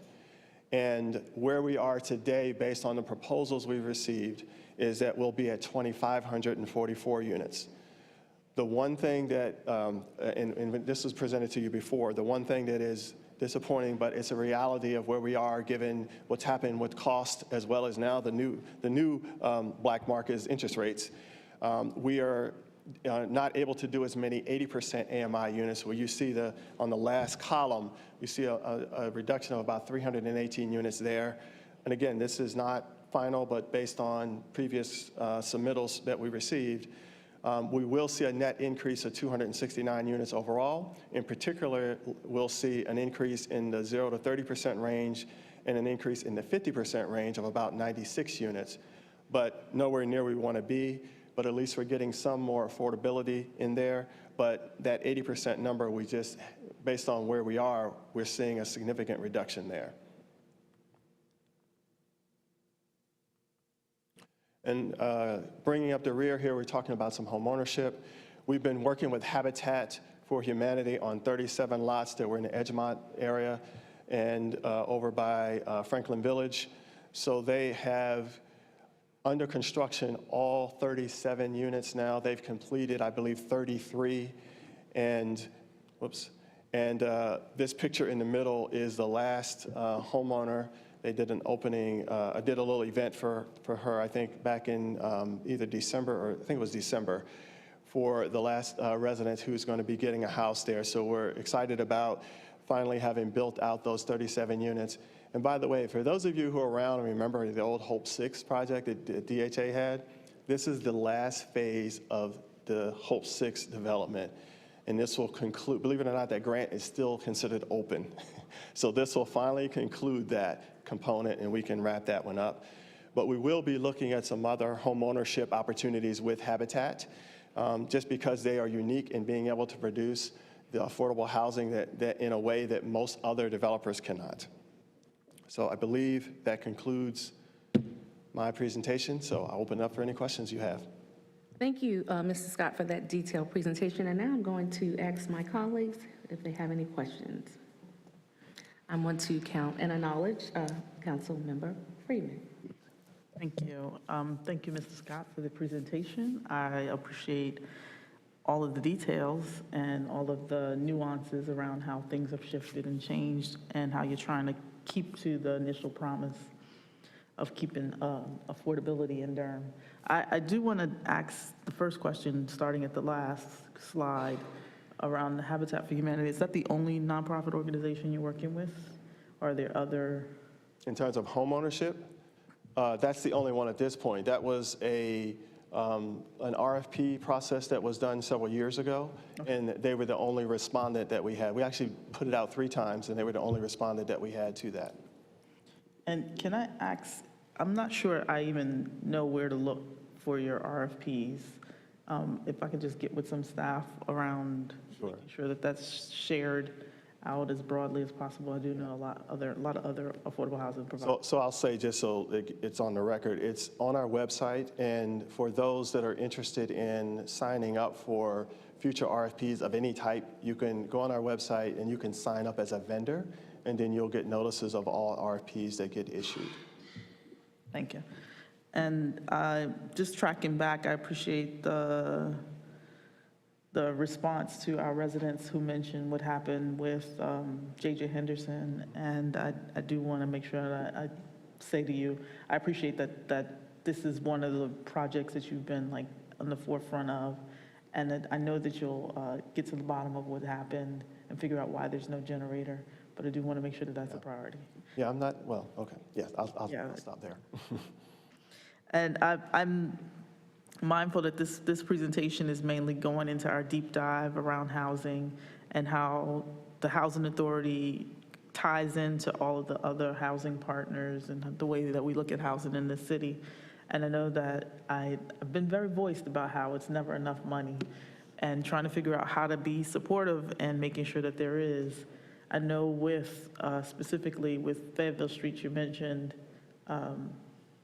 that the commercial side, you might need some support because I'm recognizing that they're limited by Housing Authority. But if there are ways that we as a city can be supportive in making sure that there is commercial on that property, I do want to make sure that we're aware. Right. And that to be clear, there is going to be commercial on that property. I believe right now it's around 30,000 square feet is what's proposed on that. And that'll be the portion that faces the Fayetteville Street itself.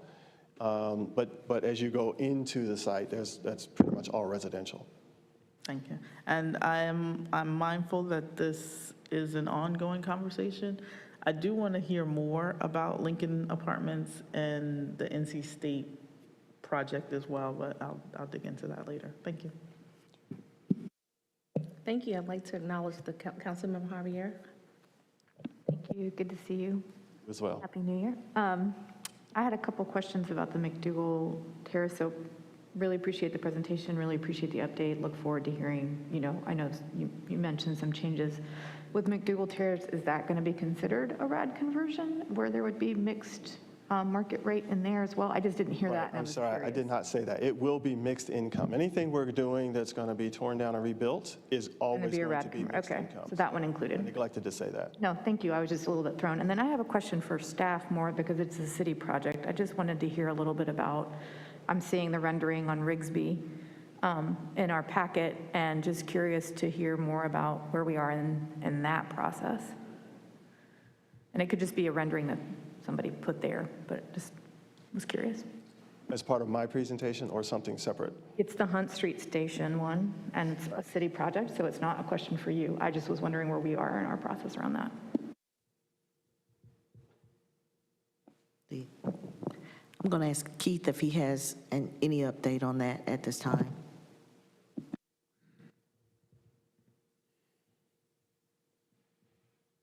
Keith Chadwell, City Manager's Office. Good afternoon, everyone. Councilmember, I'm afraid I don't have an update on it right now. Noting that you have the question, we'll provide it in as quickly as we possibly can for you. Thank you, I appreciate that. Those were my questions. I really appreciate the update. That grant that we got was incredible. I know you all have worked very hard in building trust with the community, and I can say that from, right before the pandemic with McDougal Terrace and seeing the tremendous amount of work that y'all have done. I know there's always more to do, but I just really want to appreciate the work of you and your staff. Thank you. Oh, I'm sorry, Madam Manager. So I didn't know if Keith had a more detailed update on Hunt Station, but what I can say, it is sort of grayed out because it is looked at to be future development, and obviously you're aware that the funding that we kind of applied to our own projects has already been applied to projects. So it will come in the future with additional resources. Thank you. I'm acknowledging our mayor. Our mayor. Thank you so much, Mr. Scott, for this presentation this afternoon. As always, I learned a lot whenever you present. I think you presented at the Durham Crime Cabinet. Every time you present, I learned something new. But I do want to ask a couple of questions about the voucher program. I get a fair number of folk calling and saying, we need a voucher. The waiting list is we can't seem to get off the waiting list. Can you explain, well, first, what should our response be? Because I'm pretty sure I'm not the only one up here that are getting those calls.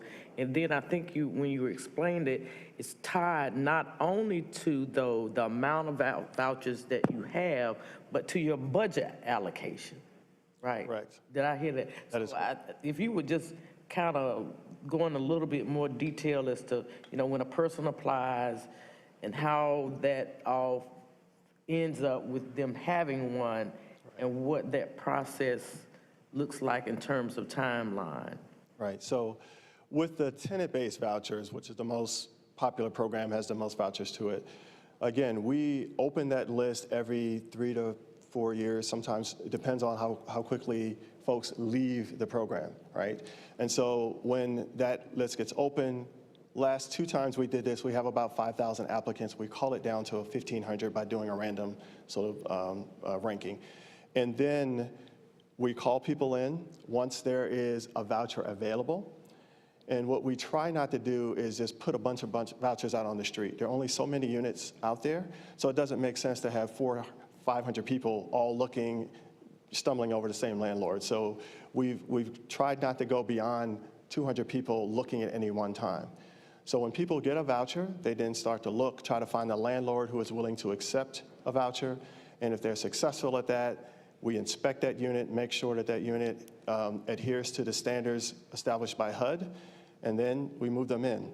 It used to be that whole process of once they found the unit and once the inspection would take weeks. We've narrowed that down now and improved on that, so it's usually about a week's time that it takes to go through that entire process. But the key is that we only have X number of vouchers, just like we only have X number of housing units. So vouchers become available when people leave the program.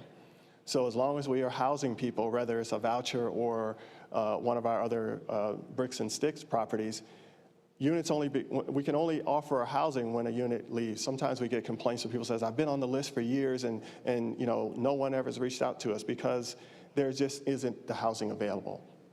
One of the reasons why we had such a focus on looking at increasing our density where it made sense, particularly downtown, is that we would be building more units and having more availability because few of us are doing that. Other than the Housing Authority, you have a couple other nonprofits, the HIC and CASA, who are building affordable housing. But we're sort of the only games in town. And so the point is that we needed to increase the number of units is why we've taken the approach that we have. Now, in terms of your landlords, your private landlords, now, how does that relationship work out with the citizens who are seeking? Are they able to find? I've heard lots of folks say we are not able to find private landlords. Speak to that a little bit, because Durham needs to hear that. This is a part that you need to hear, because this is out of the control of the city or the housing authority. That is correct. And one of the things to make clear is that we as the housing authority, we are prohibited from directing someone to a landlord. So people who get a voucher, they have to find that housing on their own. We can't do it because it could be considered steering. But the bigger issue is, as you point out, we don't have enough landlords that are accepting housing choice vouchers. Now, we are given caps as to how much we can accept as an acceptable rent. And I don't have it with me, but so each bedroom size determines how much of the rent, how much of a rent we can actually say this is okay to do. So it's like maybe $1,200 for a 2-bedroom unit is the max. And in Durham, you can charge more than that for an apartment. So a lot of landlords would rather not deal with some of the restrictions that we have with income. And they'll say, we'd rather not lease to a voucher holder. Some people are just straight biased and they don't want to lease to someone who has a voucher. And in some cases, you have landlords that have no interest in affordable housing whatsoever. They do what's called income discrimination. Because you're not working or because you don't work at a job making enough money, even though we're providing 70% of that rent, you have landlords that choose not to rent to those who have their income come directly from the housing authority. So how many landlords do you think you all work with? I think we have about 2,000 or so landlords, but please do not hold me to that. I could find out and let you all know how many landlords we have. And many of our landlords are not large. Excuse me. Many of our landlords are smaller. You know, they might have 1 or 2 units, 3 or 4 units. They don't have a ton of units. And so it's really a large number of landlords who sometimes have smaller sites that they have under their portfolio, and they rent 1 or 2 to a voucher holder. But there is certainly a greater need for landlords to accept vouchers. Some years ago, when the CEF, Community Investment Fund, had a whole effort around educating landlords, recruiting landlords to be accepting of vouchers. I think it's time to reinvigorate that effort, that we have some conversations with our landlords so we can talk to them about why they are not accepting voucher holders, and that will help at least in getting that list of 166 as of this month that are out there, get them housed.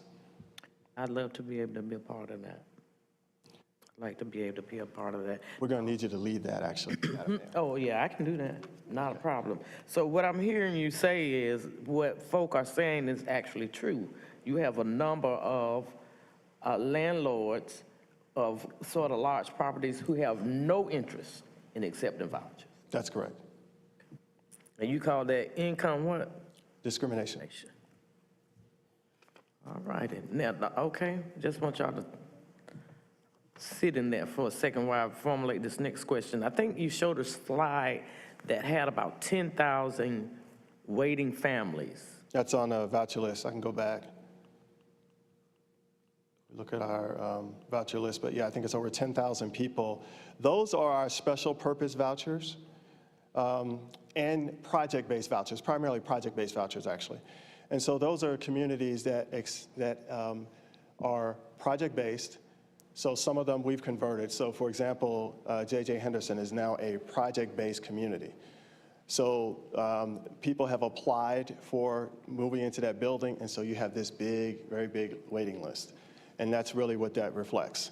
Some of those waiting lists we want to call down. It doesn't make sense to have a waiting list of 10,000, even a combined waiting list of 10,000 people, because it will take you forever to get through that list.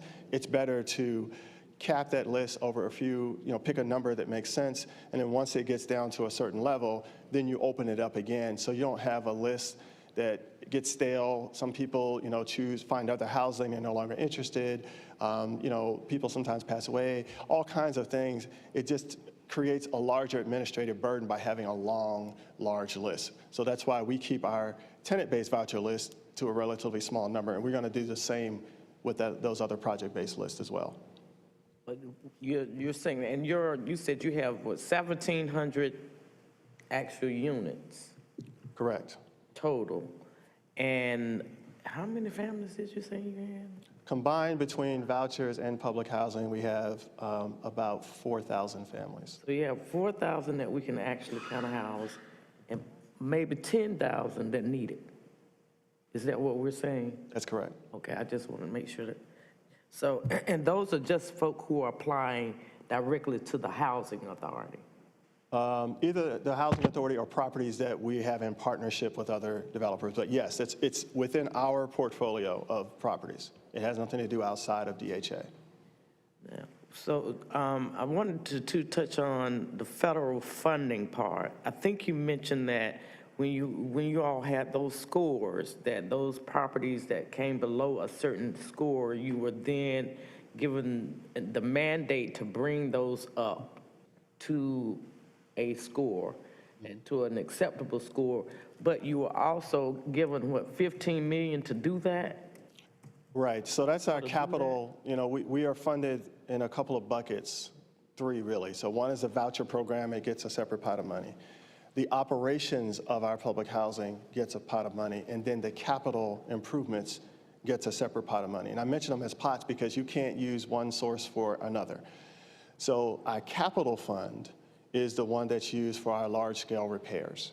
We get about $3 million or so each year. You said 3 million? 3 million. Okay, but how much do you need, I guess it would be? Well, what we need, based on that assessment that was done, is about 50 million over the next 5 years. And what we currently have, when you look at what we'll collect over the next 5 years, excuse me, is about 15 million. Okay, thank you, thank you. I'll turn it back over to.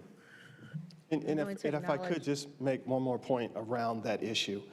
HUD itself has talked about this issue where they said that the number of, the total amount that they have underfunded housing authorities is about $76 billion. So that's how much? $76 billion. This one, B as in? B as in boy. Boy. That's across the country. And that number is, and that issue is reflective of our capital fund and why we're so far underfunded. And you think about it, it's a cumulative thing. So if you can't make those capital repairs in 1 year, then they become more costly the next year, the next year, the next year. And that's kind of what we've been grappling with. I'm sorry, Councilmember. Thank you. I'm going to acknowledge Councilmember Williams. Did you have something you wanted to say? Yes. Thank you, Councilmember Hyman. I thank you for this in-depth presentation, Mr. Scott. I just had a few questions. So based on the, let's see, I'm going to ask you a few questions based on some of our behavior as council and how we can better assist, because this is becoming more and more perplexed to me. So the first question is, are you, I know you're working with private landlords, but have you considered, or are you working with private landowners to potentially purchase land, or is that something that you can do under the jurisdiction of HUD? We can, as a housing authority, we certainly can purchase private land. Of course, the real question is, you have the land, now what are you going to do with it? Where do you get the money, right, et cetera, right? Because if you're talking about affordable housing, the only way it's successful is that you have to have a subsidy of some sort. And you can do that subsidy up front by, you know, having, like the thing that I always say is, if somebody gave us a unit, free and clear, we still have to pay to operate that unit. We got to pay to do the maintenance and electric, all of the utilities, et cetera. So that's the issue with affordability. With HUD, they provide the subsidy for housing authorities to match that $284 we get in rent on a public housing side. They provide an additional subsidy that allows those units to, in theory, to operate. Of course, they're not providing the capital that's needed to keep those units where they need to be, so we end up spending a lot of maintenance money that should have been handled as part of the capital money. So I'm sorry, I might have gone a little bit too far to your question. You helped me understand some of the other areas. I'm just not a fan of HUD right now. Maybe inappropriate for me to say that, but you know, America tends to put up money easily in some areas, but here we are having families on the streets.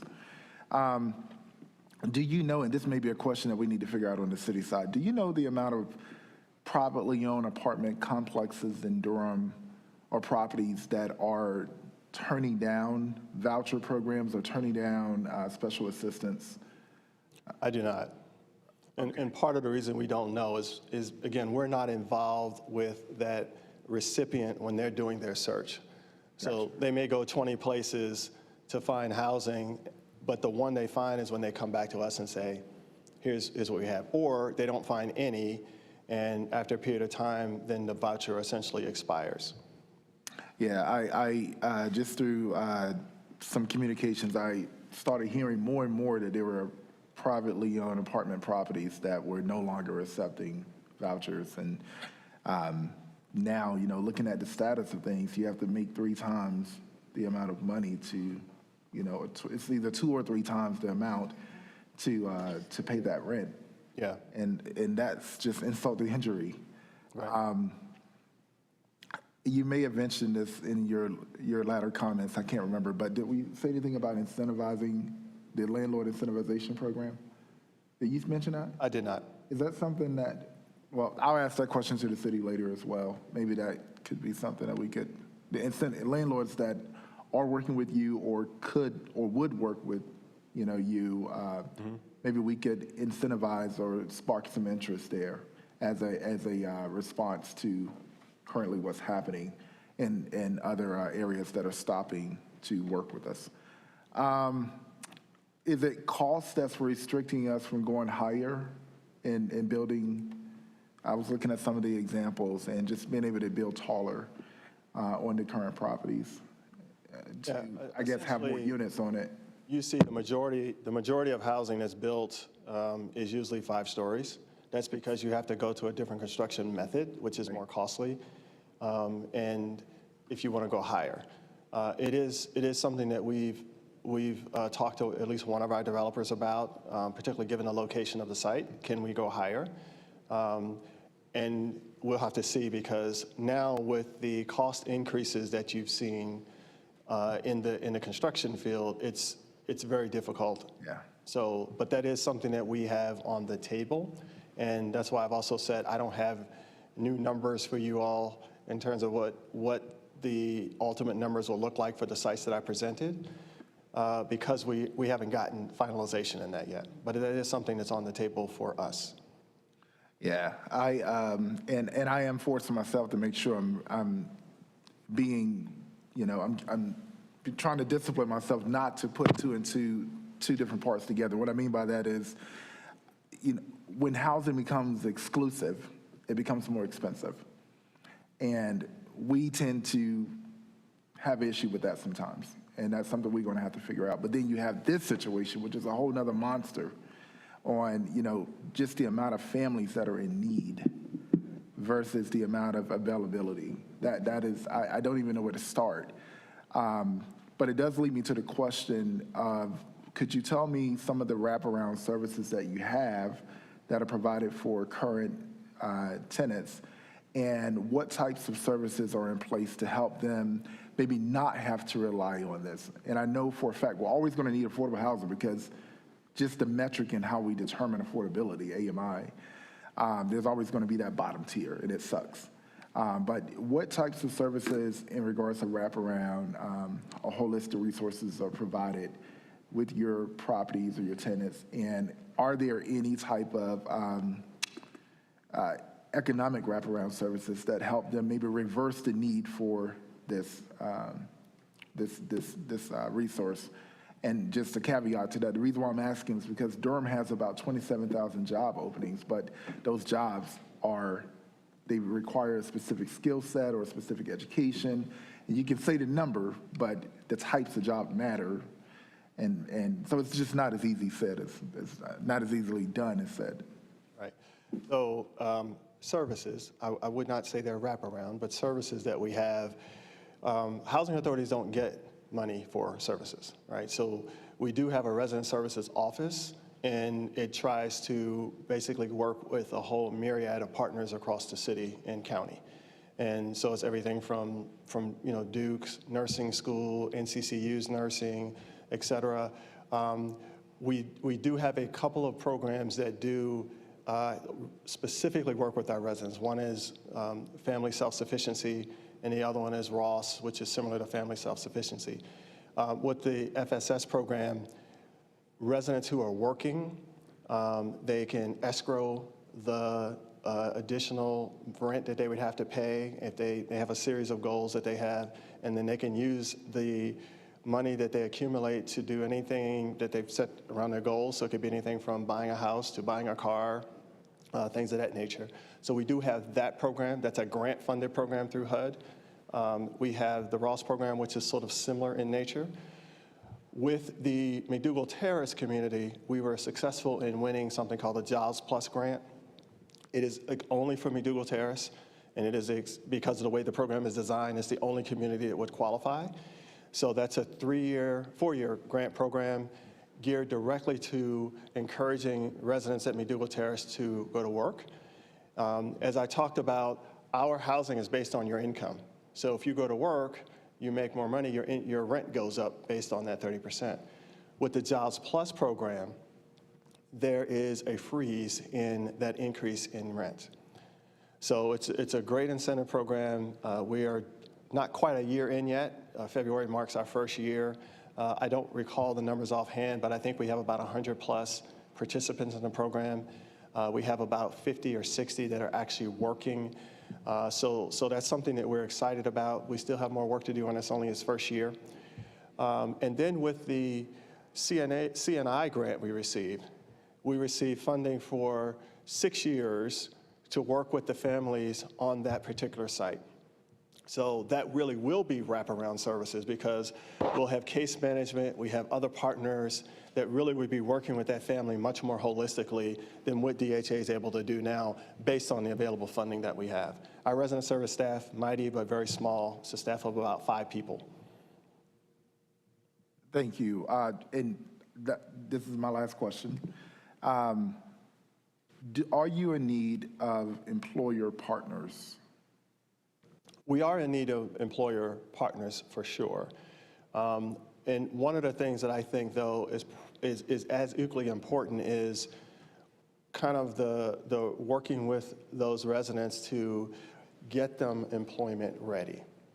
So we do have a program that we're doing with the Workforce Board. We've gotten some funding from the Community Development Department, and we're going to be working on how do we work with our residents to get them workforce ready and not just kind of, okay, now you're workforce ready and you step away, but actually be there and to provide some support around them so that as things get bumpy, you can keep them on track. We had a pilot program where we were trying to get, particularly with a target for women who were interested in the construction field. Started out with 6. We ended up with 1 person who went through the program, got employed, was doing very well, actually got hired by that contractor, but eventually ended up having to step away from the position because childcare was not consistent and readily available. So when you look at these job assistance programs, you still revolve around some of the key basic issues: transportation, childcare. Reliable, dependable childcare remains one of the biggest barriers that you see. The other barrier is this thing that's been termed the benefits cliff. So when you get a job making just enough that it ends up causing you to lose some of your benefits, but not enough to make up for what the benefits were doing. Those are, I think, probably the 3 bigger barriers, getting them ready, dealing with those child care transportation issues, and then that loss of benefits that you receive when you make just enough to cause a loss, but not enough to make up for what the benefits you were getting. Yep, that is the reality, and I'm glad you stated that. If you are in need, and this is me directly offering this, if you are in need of employment partners to, once individuals are ready, I have resources for that. And I think that's part of us helping to complete this full circle of the ecosystem. Also, I know that there are some child care facilities that are being built. I know the county has invested in some as well in Durham Tech. Kate's Corner just opened up. There are some downtown. And I hope that we'll be able to utilize those as resources as well. I'm really excited to hear about the Jobs Plus program for McDougal Terrace. I'd like to see what we could do for other properties. I know I've been talking about, I think it's a bridge benefits gap fund or something, where basically right now, and this is me personally speaking, I do believe that, you know, this the federal government, I guess, incentivizes poverty. We've created these, you know, properties to put folks in, and it's a trap, you know.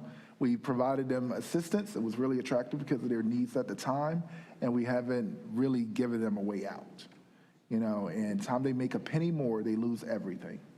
So I hope that we can find, at least here locally, because in the Bull City, we give a damn. And I hope that we can find a way to support these families that want to get out of those properties and get on to become more independent. And I'm for all hands on deck, and I'll bring every resource I have and every partner I have to help you all with that. So reach out personally, and we can connect those resources. Thank you. So one thing I'll just say, you know, the mayor mentioned earlier, and Steve in LA were talking about the PERC program and the Bloomberg. So PERC, which is Partnerships for Equitable and Resilient Communities, that's part of what we're looking at, because even though there might be a focus around our justice-involved community, the issue is broader and bigger than that. It's not just about housing, but how do we get them a job, and how do we make sure that they are job ready, and all of these other components. And I mention that just to say that what you talk about is exactly how we're thinking about these efforts, so that it's not just about a house or a job, but how all of this stuff interconnects. Hayti Justice Reborn, make sure y'all connect. Oh, we are. We are already good. Oh, that's right. You weren't here for that. Thank you. Thank you, Councilmember Williams. I'm going to acknowledge Councilmember Javier and then Councilmember Johnson. Thank you. I just had one quick question. I know you can't necessarily answer this, but I was just thinking about, okay, so we're with the folks with vouchers, they're basically left to their own devices to try and go and find housing. And then what, and you may not be able to answer this, but what supports are there? I mean, I'm imagining folks with, you know, transportation issues, potentially language barriers, cultural gaps, right? And so we're kind of just leaving folks out to just kind of fend for themselves and That is go with God. That's accurate. Okay. I just want to make sure that. Yeah. So that, and I think that is a great point in terms of thinking about how there could be some relationships with some other organizations around helping our families find housing and, you know, being prepared for a landlord experience. That is something that I think is a gap that definitely could use filling. Thank you, and I can imagine relationships with our public schools when I think about families, because often those are the first touch points for our families, is they're going to their guidance counselors, they're going to supports in that school building, because that's where they have a relationship. So, thank you so much. Thank you. Councilmember Johnson? Thank you, Councilmember Hyman. Thank you for being here and doing this presentation. This was really great. I feel like I don't have any questions for you because I hear this all the time as your board liaison, but it's good to get a review and to have all the folks here learn about the work that you're doing. So I just have one comment. I have a couple comments. I was struck by when you said that public housing was a failed model, and I think I just want to add to that. It's a failed model because the federal government intentionally set it up to fail. Right. It's not. There are perfectly, you know, functional, amazing public housing programs in countries all over the world that support people that are not a kind of place where everyone is trying to escape. This was an intentional decision by our federal government to defund public housing in favor of more public-private partnership, I will say pro-corporate models. And that's just where we're at. We are dealing, you know, the facts on the ground are what they are, and we're responding to that. But yeah, it's not, there's nothing, it didn't fail because of the model inherently. It failed because the federal government decided they weren't going to give us any money. Right. And the other thing I wanted to say is that, you know, the city of Durham we have built and put a lot of energy into our affordable housing infrastructure, our programs, supporting the DHA. We passed the largest housing bond in the history of the state of North Carolina, and we still have 10,000 families on the waiting list for vouchers. So, you know, we cannot solve this problem on our own. But I also think we're going to have to do more. I think we're, you know, if we want to continue to do the work, to do affordable housing work at the level that we've been able to do for the last few years, we're looking at another housing bond. We're looking at increasing, you know, the tax levy for our affordable, for our dedicated housing fund. Like, we have to put more money into this if we want to see the kind of results that our community really needs. And we desperately need help from the state and from the federal government, because even if we put every penny of our money into housing, we would not be able to solve the problem. It is beyond the scope of what the city government can actually do. But, you know, things that I want us to continue thinking about and talking about on the council are how we, you know, how we can continue to invest, how we can continue to invest and invest more. Pretty much all the money from our, you know, from our 2019 bond is allocated, it's committed, you know. There are no new projects can be funded with what we already have. And we see from the numbers that you showed us and just from, you know, walking around the community and talking to people that we know that the need is still extremely, extremely dire, and we need to do more. Thanks, Jill. Okay, because I want to say, go ahead. Who's going next? Mayor O'Neill, and then Councilmember Freeman? I'm waiting in line. I didn't have anything. I'm going to be last because I'm sitting here Okay, burning. it's like, I didn't have anything, Mayor, I'm sorry. Oh, okay. I just had one question around funding. How underfunded are you? And I know that is a bugaboo, but I just want to get an idea, you know, because when you think about 10,000 people that are coming to you alone that's out there, we know that's not everybody. We know that, okay? And then you have your housing currently 2,000, about 2,000. So that's about a 5 times more than we actually are housing now. And they haven't put money. I'm with Jillian with the federal government. This is one of the things I wish I had known before I gave that little pop-up, so I could add this piece. I didn't even think about that. So they've been underfunding for decades now, for decades. So I just want to get an idea of what you think from where you said, as you work with the Housing Authority for decades, you have one of the hardest jobs, I think, in the city, because it's always a no-win for you in your position. Is, you know, as you're trying to transition and manage this, there's always like never enough, never. So you're kind of managing. Correct. So what does that number look like if you were funded in your, and I know you probably thought about it over Well, I mean, it depends on how you want to look at it, right? So if you look at the numbers that I mentioned earlier, based on the HUD standard, which is not what we aspire to do, it's $50 million over the next 5 years to get our properties to a standard that is acceptable. So that's the floor.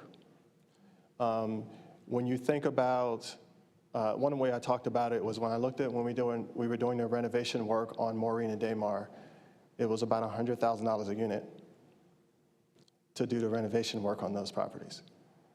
So that's another way to think about it, is just, you know, if you gutted a property, what would it take to get it to really what we'd expect as a standard, that any one of us would want to go and live in that unit.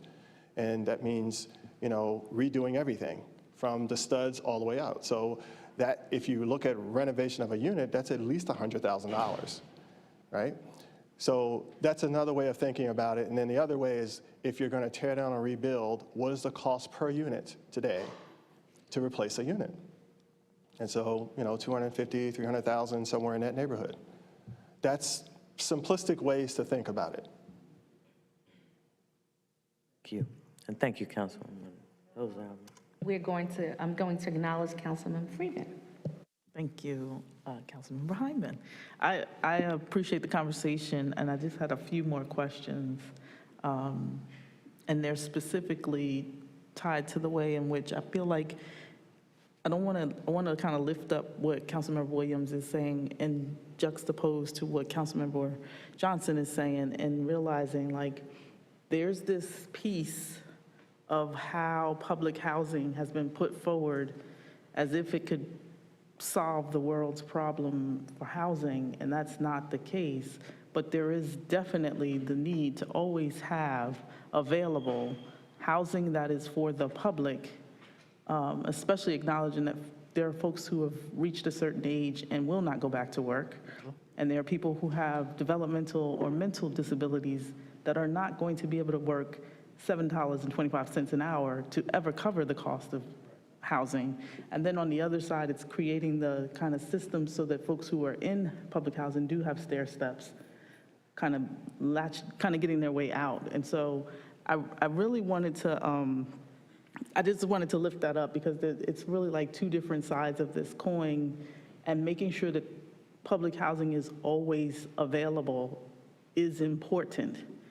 And so whether it's the federal government that we need to take this up with, or HUD specifically, or just our private, housing partners, or even just private business, like this is something that we've not delved into in a level that I feel like we do need to. And I'm mindful because I'm having conversations with folks who are trying to raise, investments of $75 million to do, this innovative idea, but we have people who don't have housing. And so, I just want to say that. And then on the operations side, I can't help but just want to say that there's a piece of me that's concerned because as we're moving to more of this VASH, mixed income, private, RAD property managers who are in place, who's going to be responsible for the oversight of those property managers? Because as we saw with CCI, it's a concern, but somebody's got to be responsible for that. If you're already short in your budget on operations now, what does it look like when you have 12 different versions of CCI or TCB or any other organization in place? So the DHA is responsible for that oversight, number one. The other piece is what we want to be able to do is build up our property management so that we can take over the management of those properties in the future. We've just had such a struggle operationally, primarily because we don't have the staffing. Otherwise, we'd be in a position to manage those properties ourselves. So built into each one of our relationships, we have a clause that says that after a period of years, DHA would be able to take over management. But DHA has to get its management operations up to par to be in a position to take that over. And because we've been struggling with staffing issues, we haven't even begun to make any inroads towards that preparation. Thank you, and I felt like that was necessary for you to say. And on another note, I just want to harken back to the conversation about income-based discrimination and see if you've heard anything from your counterpart in Charlotte with the way that things have gone with that ban on income-based discrimination. I haven't yet, but it was just recently done. There are other states, though. When I was in Maryland, there was a big push to have a state law that would ban income-based discrimination. And I think they made some progress. They were every year they get a little closer.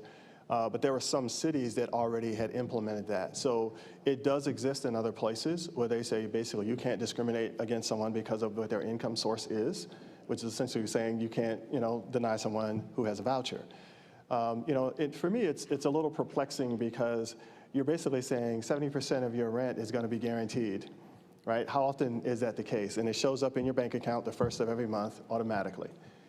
So I think, like I mentioned, if we can kind of revisit this notion of a landlord roundtable and begin to get into some of those discussions to understand why they aren't accepting vouchers. Is it because the vouchers don't give them enough income, or is it because they're just discriminating against people who happen to have a voucher? Thank you, I appreciate that. And one last point I'll make is that one of the other challenges is around security deposits. So when we were doing this work before, a group of landlords said, look, it's not really about the security deposit. We just want it when we need it. So we want to know that if someone abuses a unit, that there's going to be money available. And so we were talking about putting together a security deposit pool. And that way, if you're a voucher holder, you might have $50 or $100 you can do for security deposit. But if you're part of that pool, then that landlord knows they can get, say, up to $2,000 if they needed it. So it's a way to kind of put the funds together. It's almost like an insurance policy for security deposit that would give landlords a lot of comfort as well. That's a great idea. I think it would be nice to get those landlord roundtables going up again. And I'm not sure if the mayor has bandwidth for it, but I would say that I'd be willing to offer support in that because I think it's important. I will acknowledge that I know a lot of folks who have vouchers, and I've heard so much feedback that I'm always calling and reaching out to figure out what is going on with the housing authority. So I've received those calls. I will say that I think it would be good, and I'm not sure who we need to talk to on staff to figure that out, but I would be willing to support that. Okay. Thank you. Thank you, council members. And so I've been sitting here burning to just say, again, years ago, I was a director for the housing voucher program in New York. And one of the things that we faced was that the landlords, first of all, discriminated because they felt that the people who were looking for the housing vouchers were going to bring a certain level of crime, a certain level of drugs, a certain level, right? So definitely that's already preconceived discrimination. But also we had the problem of them not getting their money in time, right? Now you just said it comes in their account monthly, on time, all the time, which was one of my jobs, which is to kind of rally those landlords together to hear their concerns and try to come up with strategic plans to be able to help them to want to give more housing to our clients. So I also would be willing to join in with the mayor and Freeman to try to see what we can do to make this more attractive for our landlords to be able to offer housing. I do know that they probably are going to be able to get more money because of the market of where we're at with housing right now, with actually having other people get these apartments. But I think that if we can, like I think my council member Williams said, if we can come up with some type of incentives to be able to help them to kind of, house our clients, not clients, excuse me, our residents, who I'm thinking about my social work hat years ago, our residents who really are in need, but also re-educate them that, everybody needs help. And everybody needs a chance to try to get, a place to live. The other thing is, when you talk about those, so let me just say this too. From a little girl who grew up in public housing, and I'm going to speak to Councilmember Johnson's point that public housing wasn't built for failure. It was built for temporary help. Right? But what happened was the lack of funding, the lack of jobs, and the lack of being able to move people from one level of function to another level of function, then it became an issue where you have all this crime and all these things going on. I am a product of the fact that I grew up in public housing, my whole family, right? But also, I was able to get educated, I was able to get a job, and I was able to move out of that environment. But that's because there were services that were wrapped around my family to be able to do that. It cannot happen if that doesn't happen, because I wouldn't be sitting here. I would still be at 831 Noble Avenue, where my mother is now, okay? But all of us were able to get, and she always said, like, I don't want you to be a victim of your environment, but you have to have those services to be able to get you out of that. So I'm saying education, jobs, to be able to move you to another level of function. And the other question I have, because this is also from my history, a lot of times with us growing up in public housing, so I would live in that apartment, and then you're growing up there, right? And then maybe your mother or father dies off, God forbid, and then but they're able to stay in that apartment. Is that happening? Because again, that's eliminating the amount of people that we can get off that list to go into their housing. You understand what I'm saying? So you might still have that 10,000 people waiting, but if I've been living in public housing for 30 years, because I've seen it, I know it, right? My parents die off, then because I've been a person living in that apartment, then I get first dib on that apartment, which then means that that apartment is not going to come available for anybody else to get in. Can you speak to that? Because I know that's what happened in New York. Yeah, that's part of federal policy. So there are, basically, if that happens, then that family can still continue to live there as long as there's an adult in the household. But I'd also say, they wouldn't be living there if they didn't qualify for the housing, right? And for a lot of people don't know, the maximum income is 80% of AMI to go into public housing. So it can be a pretty high number. We don't have any, most of our folks are nowhere close to that, like overwhelmingly, no one is even close to that. So it's kind of to the point that both Councilman Williams made and Councilmember Freeman, is when you think about public housing, correct, it is not what it was intended to be.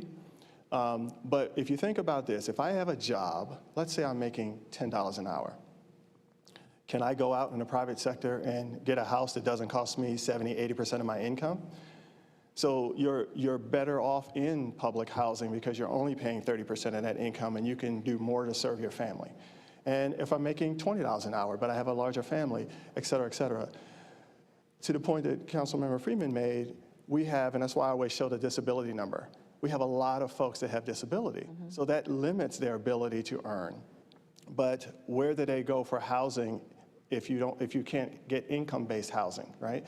So it's a little bit of flipping the notion of getting out of public housing, and I think we need to think about, we change the public housing environment so they're mixed. That's why I'm a fan of mixed income communities. Right. So you create communities in which are welcoming, and socioeconomically they are communities that anyone would want to be a part of, so that it does lead to, like in your case, you talked about being, essentially a second generation public housing resident, but you've been able to get out because your family was able to have the resources to get you there. So you create environments that are well-structured, well-run, comfortable, and that you have a mix of incomes and a mix of folks there that encourages folks to go out and do the things that we all aspire to do. And I think that's how we have to look at public housing as a model. So it's a part of the community, not some independent island of the community of Durham. Yeah, and then and you're absolutely right, and so that's why I'm a fan of mixed housing too, because when you have a certain level of people living in one area, like for example, when you're living, and I'm not saying that this has happened here, but as a person who grew up in the projects, we were dealing with rats and roaches and this and that, and the crime, right? And you just feel like you're in this fixated situation and you can't get out of it, right? And it's not like you feel like you have no hope. And again, without education and without jobs, I wouldn't be sitting here.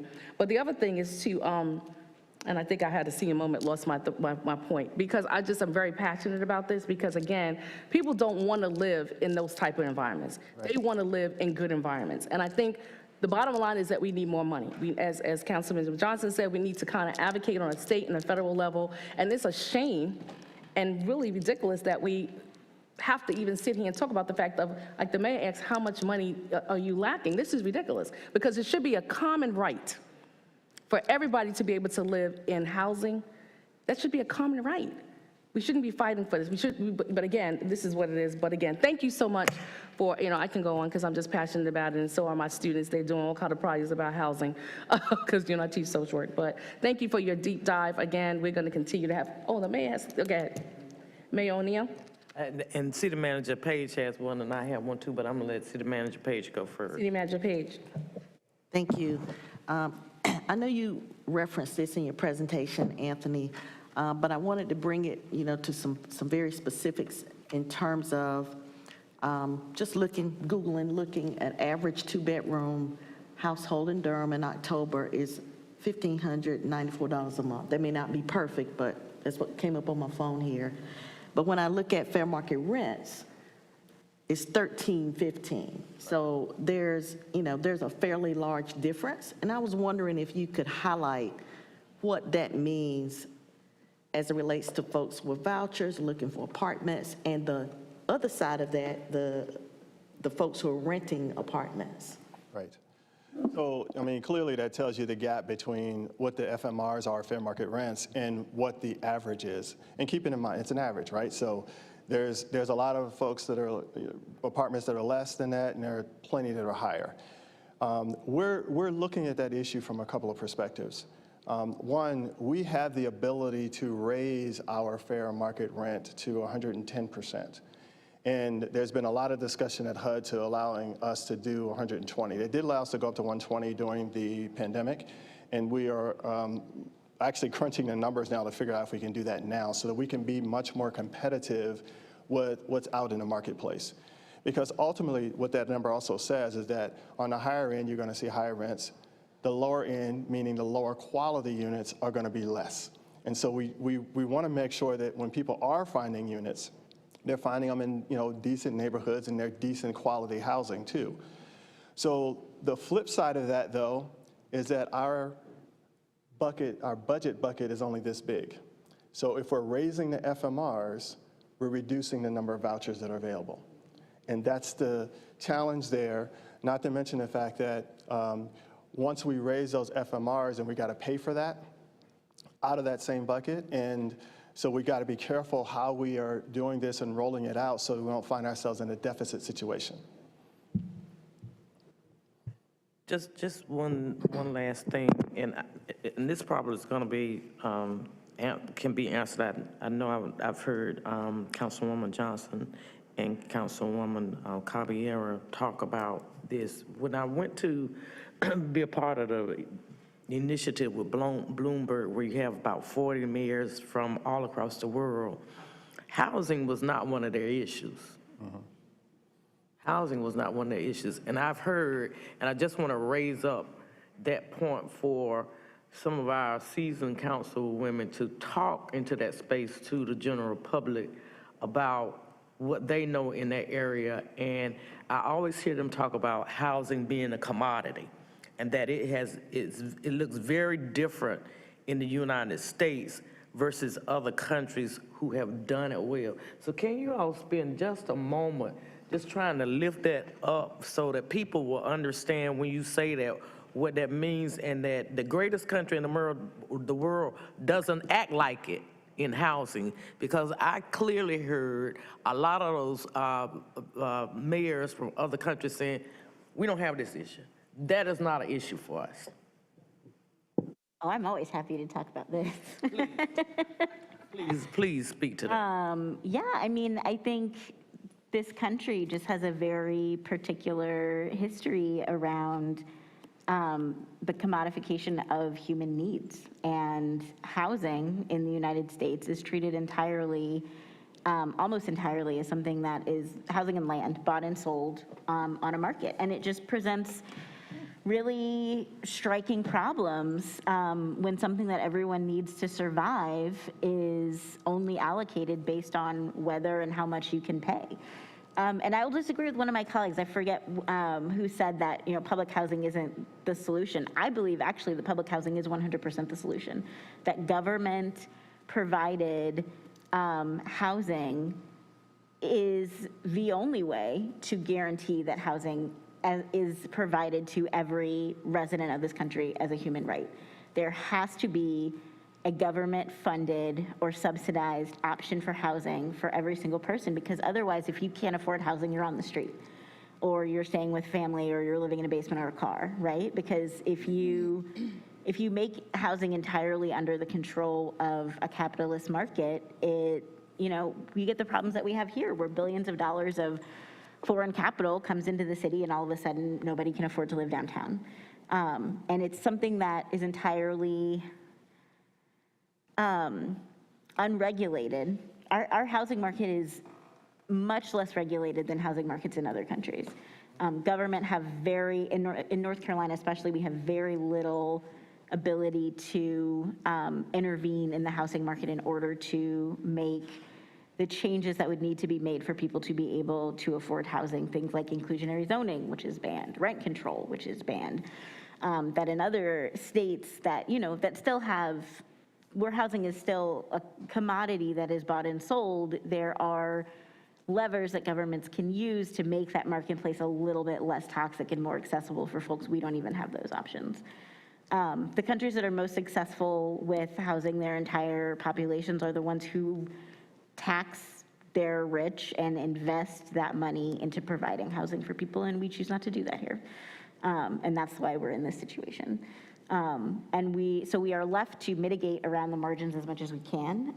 And I think Durham honestly does a much better job of doing that than most other cities in this country. We have an incredible partnership between the city and the Housing Authority. We invest, millions and millions of dollars of tax funding every year.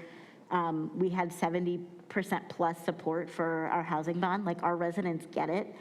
Our leadership get it, and we're doing as much as we can, but the structure of the system is against us, and you don't fix structural problems with individual actions. You fix them with structural change. And that's what we're lacking. And unfortunately, even though we are the government, we are the smallest and weakest branch of the government, and do not have the capacity to make the kind of structural change that we would really need. So, you know, so we need the government, the federal government, to invest in housing the way they do in Western Europe. That's the only way we get out of this mess. We can help, but we can't fix it. Thank you, Madam Mayor. Councilmember Javier, do you want to say? Just say ditto. And I do want to say, I mean, this is not a, I mean, FDR's second Bill of Rights included, you know, housing as a right.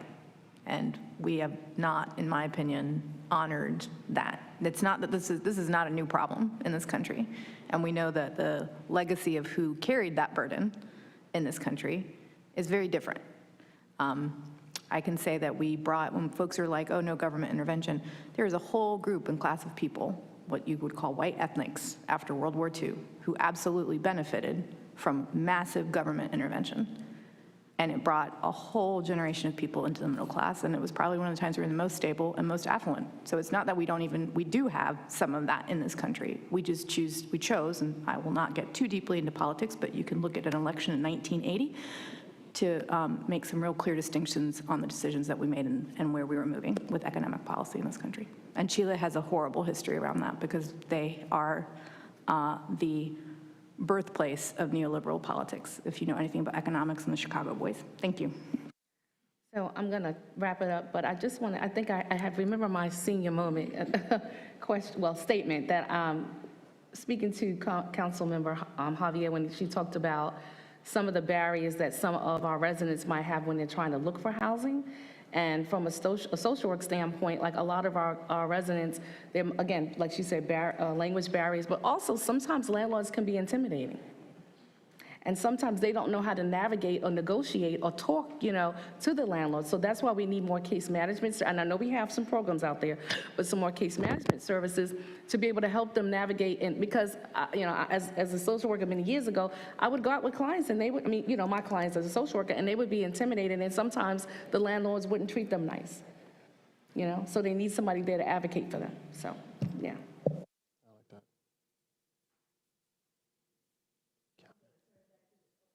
I'm going to turn it back to our mayor. I just wanted to end on, there are resources regarding employers ready to partner. Just let me know so we can bring those to you to help get people hired. Will do. Thank you all. Thank you, Mr. Scott, and thank you, Councilwoman Jose Hyman, for leading a very, very informative and sort of sad discussion. For me, I just have to state on the record that for African Americans, enslaved people living in America, we have never been housing secure. Never, never, ever. And that's our reality. So when you, and then if you put that in with the young people who have had some justice involved background, they have never, ever had an opportunity to have a chance at the American dream. And so hopefully with the justice movement, with Mr. Scott and all of the other community partners that we have there, we're gonna make the difference that we can. But as you know, it's gonna take more than us. We really need people to think about the commitments that folk who they elect are going to, if they really want to help their neighbors. We got to make some different kinds of commitments to our neighbors in terms of housing. That should be a right. I'm just saying it flat out. You should have a right to have some place to lay your head as a human being. This is ridiculous. The greatest country in the world ought to act like it in terms of housing.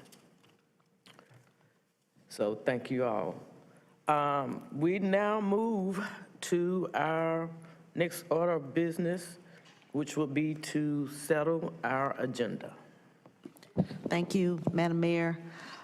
For your agenda, I have items 1 through 6 for consent and items 9 through 13 general business agenda public hearings.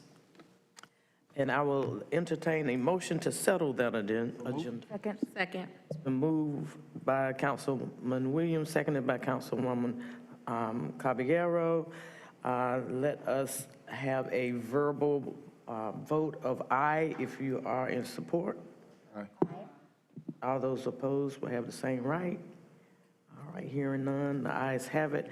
I do, in the vein of housing, want to raise up a pit count that we will be having here in Durham County on the 2023 Durham point in time pit count has been scheduled for the night of January 25th, 2023 from 7:30 p.m. to 11:30 p.m. The pit count is a count of those experiencing homelessness in Durham County on one night of the year. Members of our community, most of us on this dais will be participating in that, and community activists are asked to come together to accomplish this task. Now, we're going to gather at Durham County Main's Library Auditorium for orientation and the send-off, and then there will be teams of about 45 volunteers, including law enforcement, who will accompany us as we go out to determine how many of our neighbors are actually unsheltered on the 25th. You have to be trained to do this. This is very sensitive work. I've been talking about this all weekend. I'm hoping, and this is being sponsored by Housing for New Hope, I'm hoping that they will tell me when I see them on next week, what in the world did you say, Mayor? Our phones are ringing off the hook. We have more than enough volunteers. Please come out and help us. All of the volunteer training will be virtual, and I do believe that they have added some other slots. That one is coming up on the 24th, and I believe they've added a couple of other slots that you can sign up for. Please visit the website www.housingfornewhope.org, or you may call them at 919-489-6282. I encourage you all that can and will. There will be some other opportunities as well. They are also going to, on January 20th, and they will be stuffing winter essential bags for those who are unsheltered. They're going to stuff thank you bags for our count volunteers. You can also donate or purchase goodie bag items that need to be sent to them. And there are all kinds of opportunities to participate in this effort. We want this to be Durham's best effort for that night, January 25th, 2023, 7:30 p.m. to 11:30 p.m. Come join us, help in some way. There are many ways. This is one way we can address problems in our community and determine a count of how many people we have that need shelter. And with that being said, are there any other items to come before the council today? Mayor O'Neill, I just want to say that I actually have shopped this to my students. I'm teaching 3 sections of leadership with 90 students who will be graduating this year with their MSW, and they will be also participating. Great. All right, let's make those phones and the emails jump to Housing for New Hope, and I'll see you all on the 25th out there to help us with this count. With that being said, Bull City strong. We stand adjourned at 3:46, January 19, 2023.